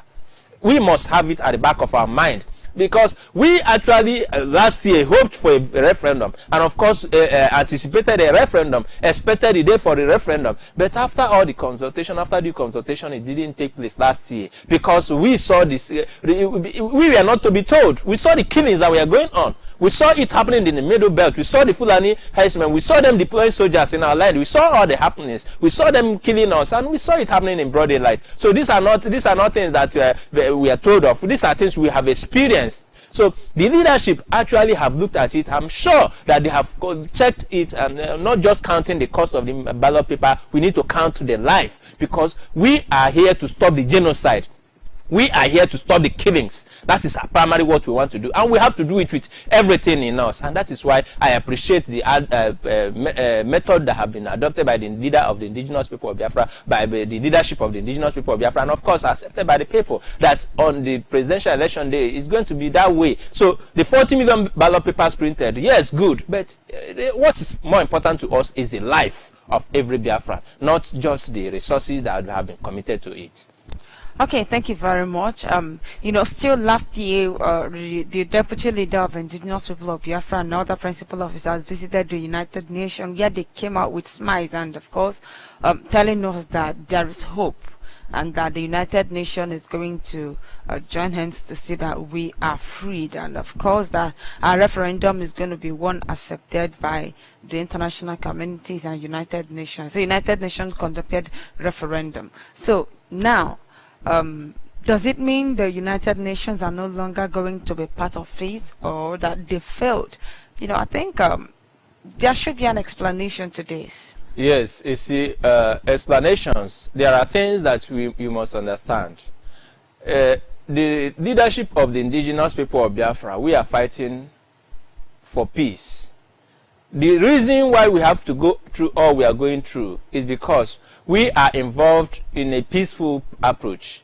But remember that Nigerian government have rejected peace. You must understand that the Nigerian system have rejected peace.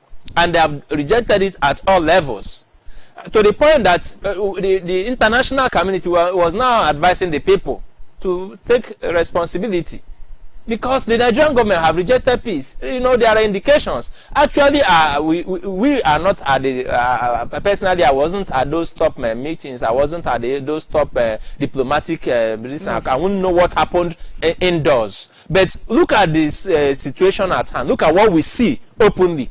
What we see a situation where the Nigerian system, the Nigerian government continue to reject that peaceful move by the indigenous people.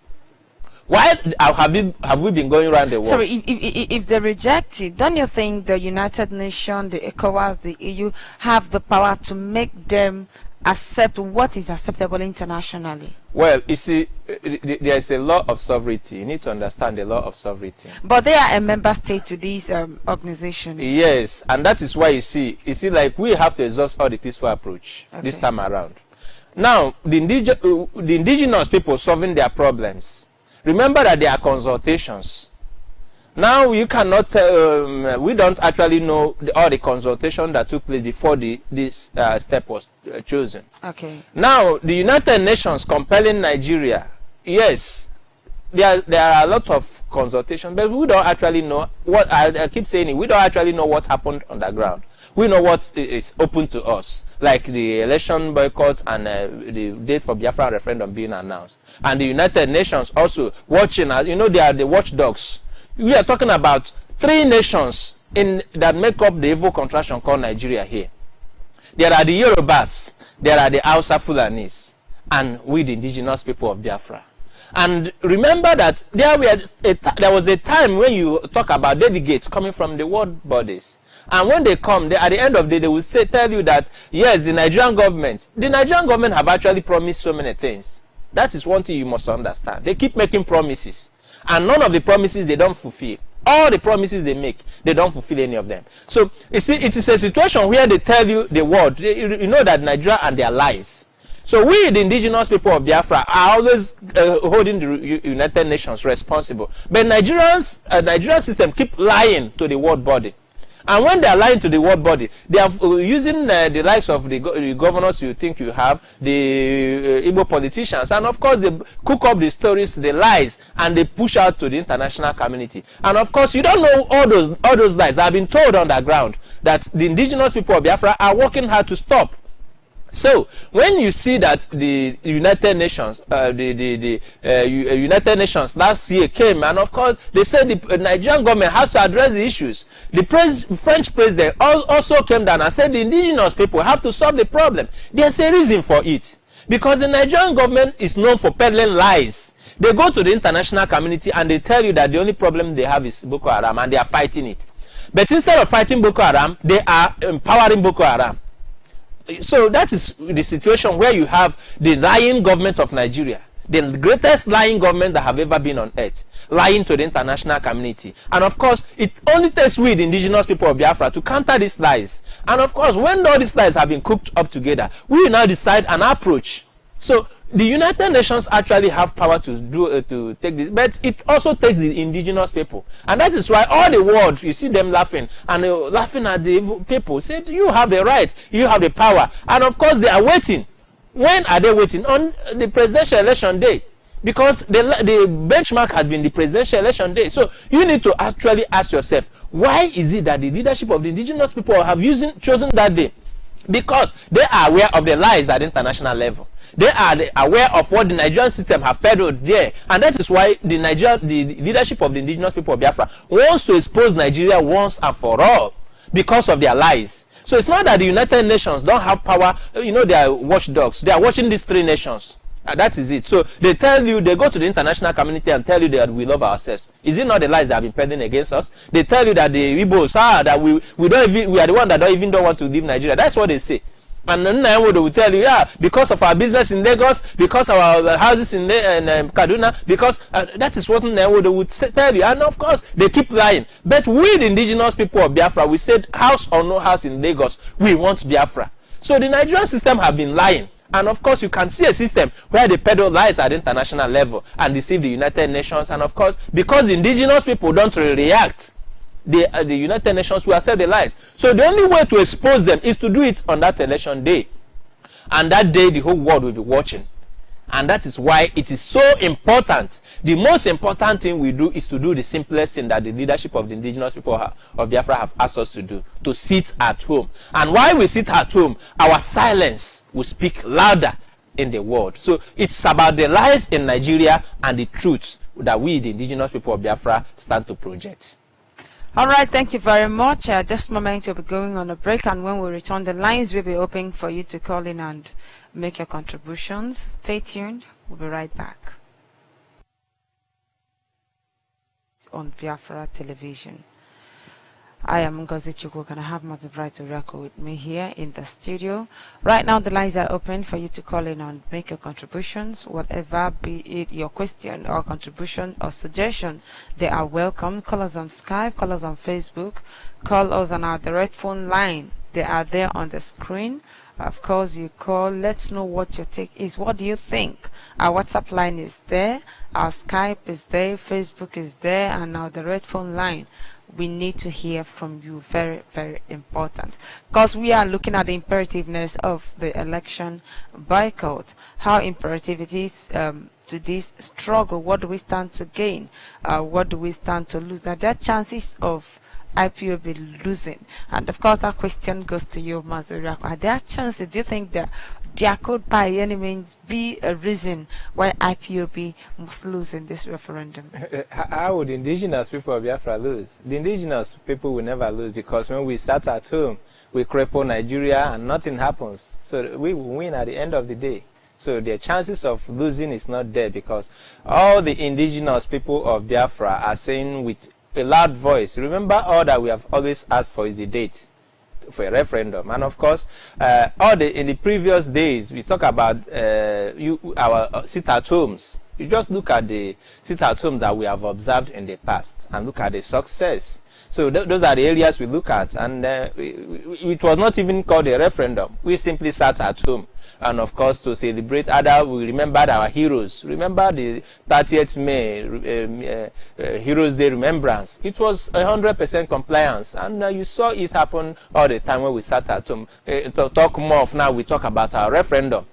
So the indigenous people can never lose, because we are one people, and of course we know that the leadership of the indigenous people of Biafra, of course the leader of the biggest mass movement in the whole world, cannot fail, because we, the indigenous people, are the one who decide what happens. Everybody in Biafra land, we have speaking with one voice, and that day is just the day we are going to demonstrate. So it's the possibility of losing is not there, because all the people, all the indigenous people are doing one thing, doing it together, and that is why the chances of losing it cannot just be there. We are saying one thing and we mean it. We say we want to sit at home. Apart from the election boycott, it is our referendum, so you have double chance of winning.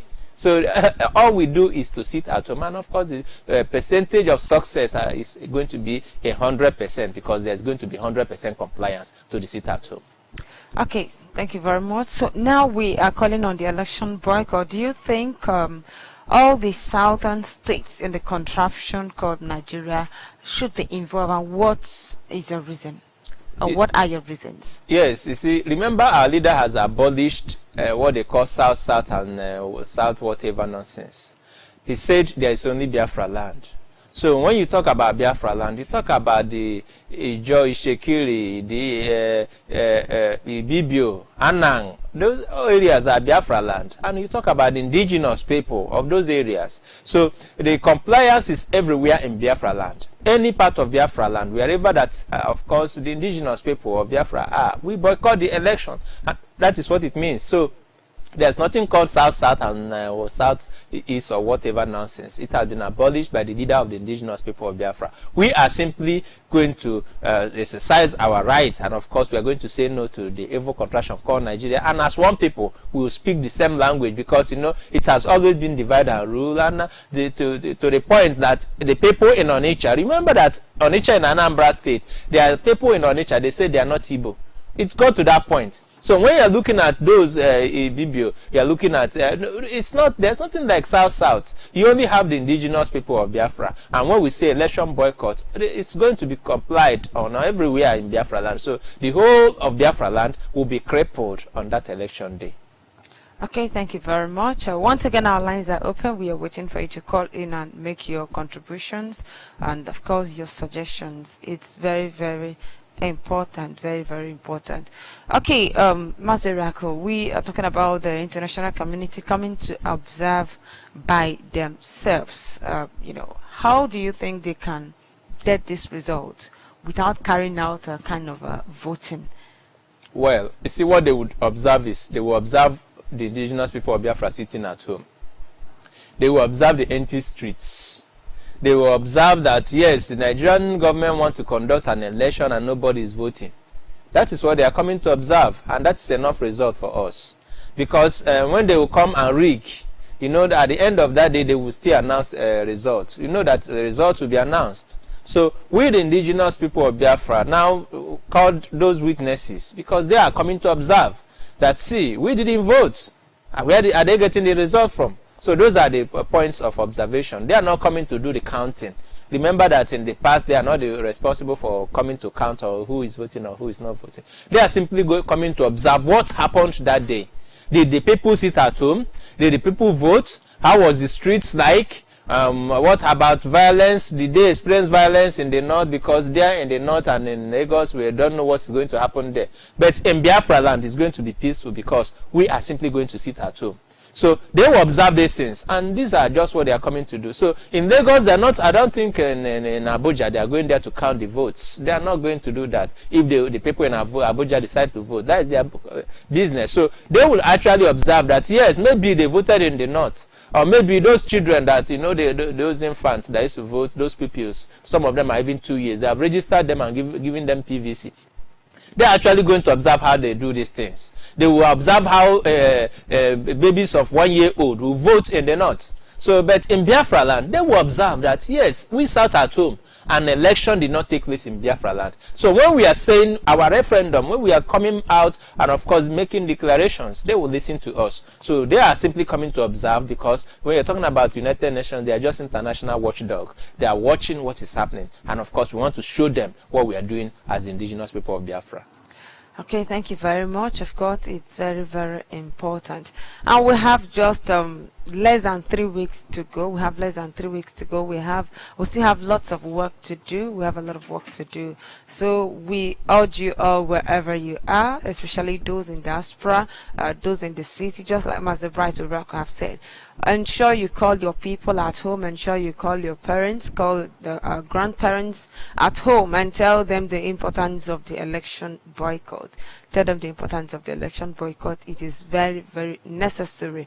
And of course, we also going to use that day for our referendum. Tell everyone. People have been asking, how are we going about this referendum? And I think the leadership also need to come up and make some certain things clear about the referendum. Yes, our leadership has never left us in the dark. That's one thing we know.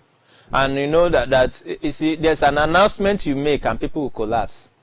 So the leadership are sensitive, and of course they are watching the psychological mood of the people. Because the date for Biafra referendum is a day that when you announce it anyhow, you see that day the people will die out of celebration. They will just collapse, and some people are having high BP already. You need to understand. So they are watching it, and our leadership is one that is so sensitive, and he has never left us in the dark. In fact, he will open the lines. Remember that the last time he opened the lines, saying, ask your questions. So our leadership don't leave us in the dark. He's the greatest teacher that has ever lived. If you talk about a teacher, if you talk about a living teacher, if you talk about a teacher that have ever go through the whole world, there's no teacher like Mazen Namdekano. So when he's saying things, he's using the simplest term that even my old grandmother or whoever would understand. He's talking to those women in Ogbete market, not just talking to those who call themselves intellectuals, those who call themselves learned men. No, he's also talking to those wheelbarrow pushers. He's talking to Area people. He's talking to our people in Iguacha. So he is coming out and he is going to make everything, reduce use the language that the people understand. You know, our leader knows how to talk to us. Remember that each time you listen to our leader, you have a new life in you. Why? Because he understands the language of the people. He speaks to us in the angelic language. You know, we are, spiritual. Biafra is spiritual. And of course, he knows how to use the language of spirituality. He knows how to use the language of the people. He knows how to speak the Igbo language, and of course combine it with every language that we understand in Biafra land. And he talks to our conscience, talk to our person, talk to us in everything, and we understand him. So communication is not a problem. It's about managing the mood of the people. It's about being studying the psychological system, and of course understanding how the people feel. And of course the announcement, you saw how it came, like it was a rumor, and of course we know our leader. He's coming out and he's going to address us. That is very clear. And of course, Mazi Uchemefo is there. And of course, we are here talking about the good news. All you need to do is remember that election boycott is going to be held. We are going to sit at home. That is one thing, one fundamental thing we must register in our subconscious mind. That when we are talking to our people, before you greet your mother good morning, you tell him election boycott, you tell her election boycott. Before you greet your father, before you send money to the village, warn them that election boycott, sit at home. Because of course we know that our people will be sending money to their people to start shopping for focus. We need to start thinking about how to prepare that focus, because it is a special one. It's like the Passover that the children of Israel ate in Egypt and all that. So because it's going to be a kind of meal that we use to welcome Biafra. So that is actually, our leader need to explain more, talk to people. There are so many people that don't know how to cook. Our grandmother, so many of those women that cook well, a good number of them are dying, and there are few people that knows how to prepare the native soup. So a lot of lectures will be given, and of course communicate about the election boycott and because actually that day we are simply going to sit at home. We are not going to vote. We are going to choose between Nigeria and Biafra. And of course, we, the indigenous people of Biafra, we have already made our choice long time ago. All we need to do is display it on 16th February 2019 that we are sitting at home and that we are saying goodbye to Nigeria. All right, to have a call on the phone. Hello, call on the phone.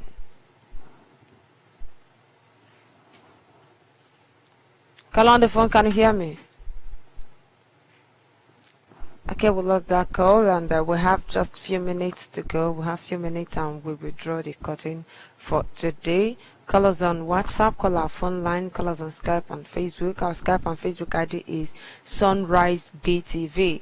At Sunrise BTV is our ID on Facebook. It's our ID on Skype. Call us, it's important. Let's know your take. How prepared are you for the referendum? Do you think IPOB is going the right way? Do you think we are going to win or we are going to lose? What do you think? It's important. Let's hear your own view. A lot of you have been saying, let's do this referendum once and for all. Let's do it on that. It actually came from the people. So many people we are saying, let's just fix this election on that, this referendum the same day with the presidential election. Let's do everything once and for all. And today it has been announced, of course, based on your own suggestion. IPOB leadership have announced it. So let's also hear from you. Once again, is important. What is your take? Do you like it that way? Or you think it's not going to work? If it's not going to work, what makes you think so? If you think it's going to work, what makes you think so as well? How much ready are you? How much ready are the people in your environment ready? How much ready are your families? It's very, very important. Colors, and let's know your take on this. It's important, okay? And of course, this moment will be going on a short break while we wait your call. We will be going on a short break and we'll be right back soon. Stay with us. Of corruption. Your Excellency, let me tell you a story. And I was told when I was Minister for Roads and Public Works in my other early incarnation. This is a minister from Nigeria for Roads and Public Works who went on a tour to Malaysia. There on invitation. So he was taken by his host, taken around the country, shown the highways that they have constructed in Malaysia. And then in the evening, he was treated to dinner at the residence of that minister. There, he found a nice mansion, a swimming pool, and nice sofa sets, and dinner. Watching Sunrise Daily News Analysis on Biafra Television. Call on WhatsApp, hello. Hello, caller on WhatsApp, can you hear me?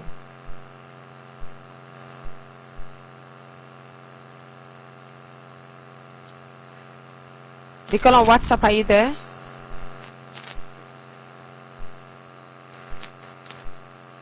Good morning. We have a caller on WhatsApp, can you hear me? This morning was referendum, and I'm calling from Australia. That's too bad. Okay, we have another caller there on WhatsApp. Hello.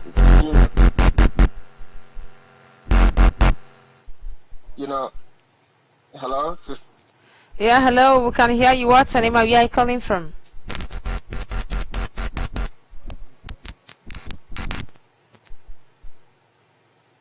Can you hear me? So, I would like to make a contribution towards this referendum debate this morning. Okay, go ahead. But there was this doubt: could it be real? Could it be a rumor? Because I think we all kind of expected the news announcing the real news, but it the usual way, news that was like, reviewed gradually so that people can actually, assimilate. So, but all of a sudden, people are beginning to wake up to the reality that what we've been doing for it's just, by our doorstep. So, in a better date in Nigeria. So if they've been planning to kill us on a day we can be setting aside for a referendum, it's no longer possible. All the international observers and everything, all the agencies will, kind of shield their sword on that level. And for the fact that we'll be sitting at home as well, makes it even more safer for us. But my advice this morning is this. I understand Bright Toriako speaking out by saying that those in diaspora for our urgency called has this information so that everybody both in the rural and the townships of Biafra. But at the same time, I would like to advise that as much as it's important for us to inform people at home, that we inform, all the African head of state. I'm saying African head of state because it would be good for us to start with Africa. That every African head of state, both the haters and the lovers of freedom, is aware of this date. It's very, as ordinary Biafrans, because most of us don't have these people, I think the body, as a body of IPOB, they should, as a matter of urgency, draft letters to through Twitter or whatever, or by writing letters directly to these people. Every single one of them should be informed that this date is what it is. If not most important, because at the end of the day, it is the voices of these people that give legitimacy to it. If all these people come out and say, no, we don't recognize what you've done, it could be a setback. And it is what it is. It brings a backing, a very strong backing to it. So not only African leaders, all the diplomats in Nigeria, wherever you can find them, let us should. Okay, thank you very much. Thank you very much. Your suggestion is noted. Drafting a letter and sending to the villages, and of course, ensuring that through that means people are also made to be aware. Call on the phone. Hello. Hello, call on the phone. Can you hear me?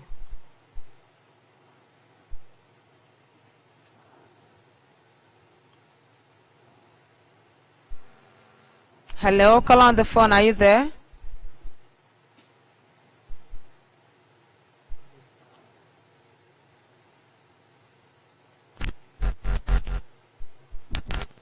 Call on the phone. Good morning from here. Can you hear me? Hello, call on WhatsApp. Hello. Yeah, call on WhatsApp. Good morning. What's the name you are calling from? Good morning. Good morning to you. Hello. We can hear you. Go ahead. Okay, we lost that call, and of course, we have another caller there on WhatsApp. Hello. Hello, call on WhatsApp. Can you hear me? Good morning, Watangozika. Good morning to Good you. morning, What's the name you are Mazi calling from? Good morning, my brother. Welcome to the program. Yeah, thank you. My name is Chidebere. I'm calling from Paris. My contribution this morning, whether the devil like it or not, will be complied 100% in Biafra. We are going to shock the world. We are going to tell the world that we Biafrans, we have suffered enough of that contraption called Nigeria. We are ready to go. So I am calling all my brothers, my sisters, our mothers, our fathers in Biafra land, the former Eastern. We cannot be suffering. We cannot be continue suffering. We have suffered enough. This is the time we have to rise up and take the bull by the horn and decide our God and tell the Nigerian government that we are ready to go. We don't want to be in the. This is the time. The date has been given, 16th February is the D-Day. Is the day we are going to shock the world. We Biafrans said enough is enough. We want to go our own sovereign state. And I believe those representatives that is going to come that day will see everything and will confirm it. So I urge all my fellow Biafrans to give the international community the benefit of that, to have to be slave in the hand of those the politicians, the different politicians I'm talking about, those selfish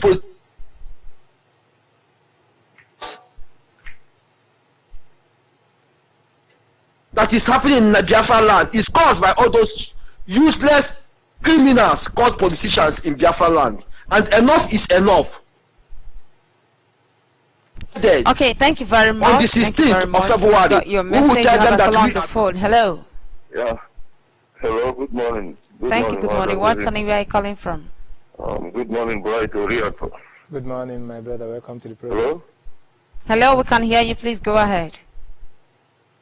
Okay. My name is...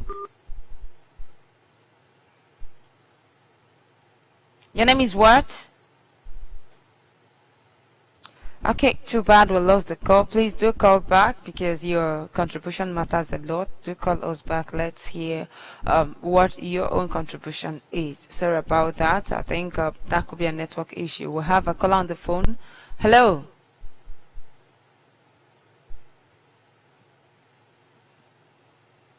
Hello, call on the phone. Are you there?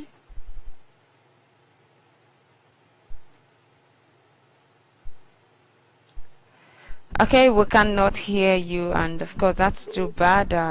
It's really, really bad, and we will be drawing the curtain very, very soon. So we'll be expecting just 3 more calls. I think the network is really, really bad. It's really bad, and of course we will find a way to do something about it. Hello, call on WhatsApp. Call on the phone. Hello. Hello, call on the phone. Can you hear me? Hello, good morning. Good morning to you. What's the name? Are you calling from? My name is Friday. I don't know whether you people hear me very well. I'm calling from Cross River State. Okay. Please, I thank you people. I thank my stream leader, Martin and Carlo. You people over there, I thank you people very, very well for what you people are doing for us. I repeat what I said again. I said that in that day, I and my family are going home to stay in the house. I call my brothers, which and sisters, which is in Lagos, Kano, Kaduna, anywhere part of the Nigeria, they should come back home for Biafra land, so that even though they come back for Nigeria land, all that where they can be scarcity, can be empty. I know our people. We are dominated even for this crossover state. You know, for this crossover state, we are everywhere. If we can come back for our home and stay inside the house, that they lock ourselves and enjoy ourselves with our family, I believe that the world will know that something better that happened for Nigeria. Please, I call my brothers again. All of them should come back home, so that the world that will know that we are wonderful people indeed. Let God bless you both in Jesus' name. Thank you very much. Bless you too. Thank you very much. Of course, we are going to sit at home that very day. We are not voting. Call on WhatsApp. Hello. Hello, good morning. Thank you. What's the name you are coming from?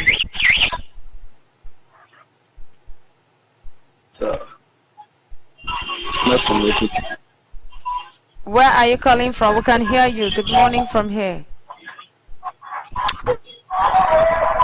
I'm calling from.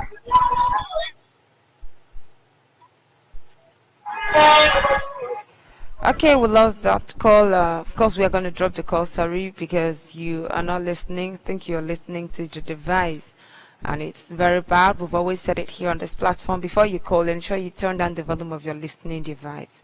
Very, very important, so that we can have an effective communication.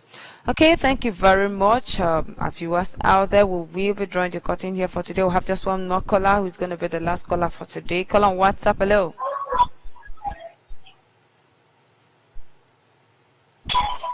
Hello, call on WhatsApp. Hello, good morning. Thank you, good morning. What's your name? My name is Godwill. I'm calling from Ghana. So I have had that you are saying, and that all these things is working.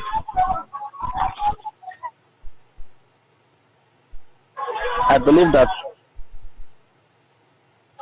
boycotting of the presidential election will be success. And I pray that as the Biafrans observe the boycott, that Chukwu will bless everyone and we will grant our heart. As for our politicians, that they are fighting, that is their position, they are fighting to bring us Biafrans out for all these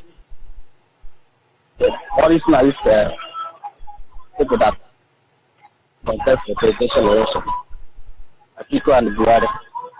The two of them are the effective people that the world that come out for the presidential election. Nobody is talking about it.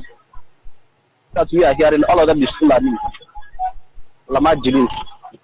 Some of them can give Nigeria what they want. None of them can give us their. So we need to fight by ourselves.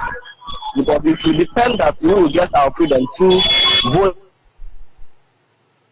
that's a lie.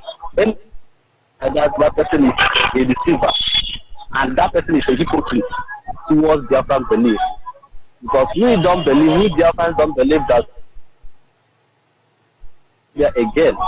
Because they didn't want us, and we too, we have rejected them. And our rejection will show when we got election. That's what we are planning. Some of at Southeast and some of them over there in the upper land, they don't understand what we are saying. That when the politicians, as this election, politicians are bringing out money, sharing money, and everybody is following them, trying to join and get everything. They don't want to move forward. They want to steal. All right, thank you very much. We've got your message. Thank you very much. We'll have a caller on the phone because we've picked the call already. I would not leave you behind, so we'll have to take the call. Hello. Caller on the phone, can you hear me? Hello, are you there? Caller on the phone. Think you are listening to your device, you cannot hear us. Thank you very much for calling. We'll be drawing the curtain here for today. So before we go, Mazurako, what message do you have for Biafrans? Yes, the moment we have been waiting for is here. And of course, it's just for us to display ourselves, get back to our roots. And our leader chose the right strategy, said it's going to be a Okazi day. So start preparing, start gathering all your ingredients and all that you need for your Okazi soup. And of course, a good pounded yam as well. And I see that it being a very memorial day in our life. Of course, thank you. Thank you so much. Of course, we all have to get ourselves ready for what is to come. We have to get ourselves ready for the election boycott.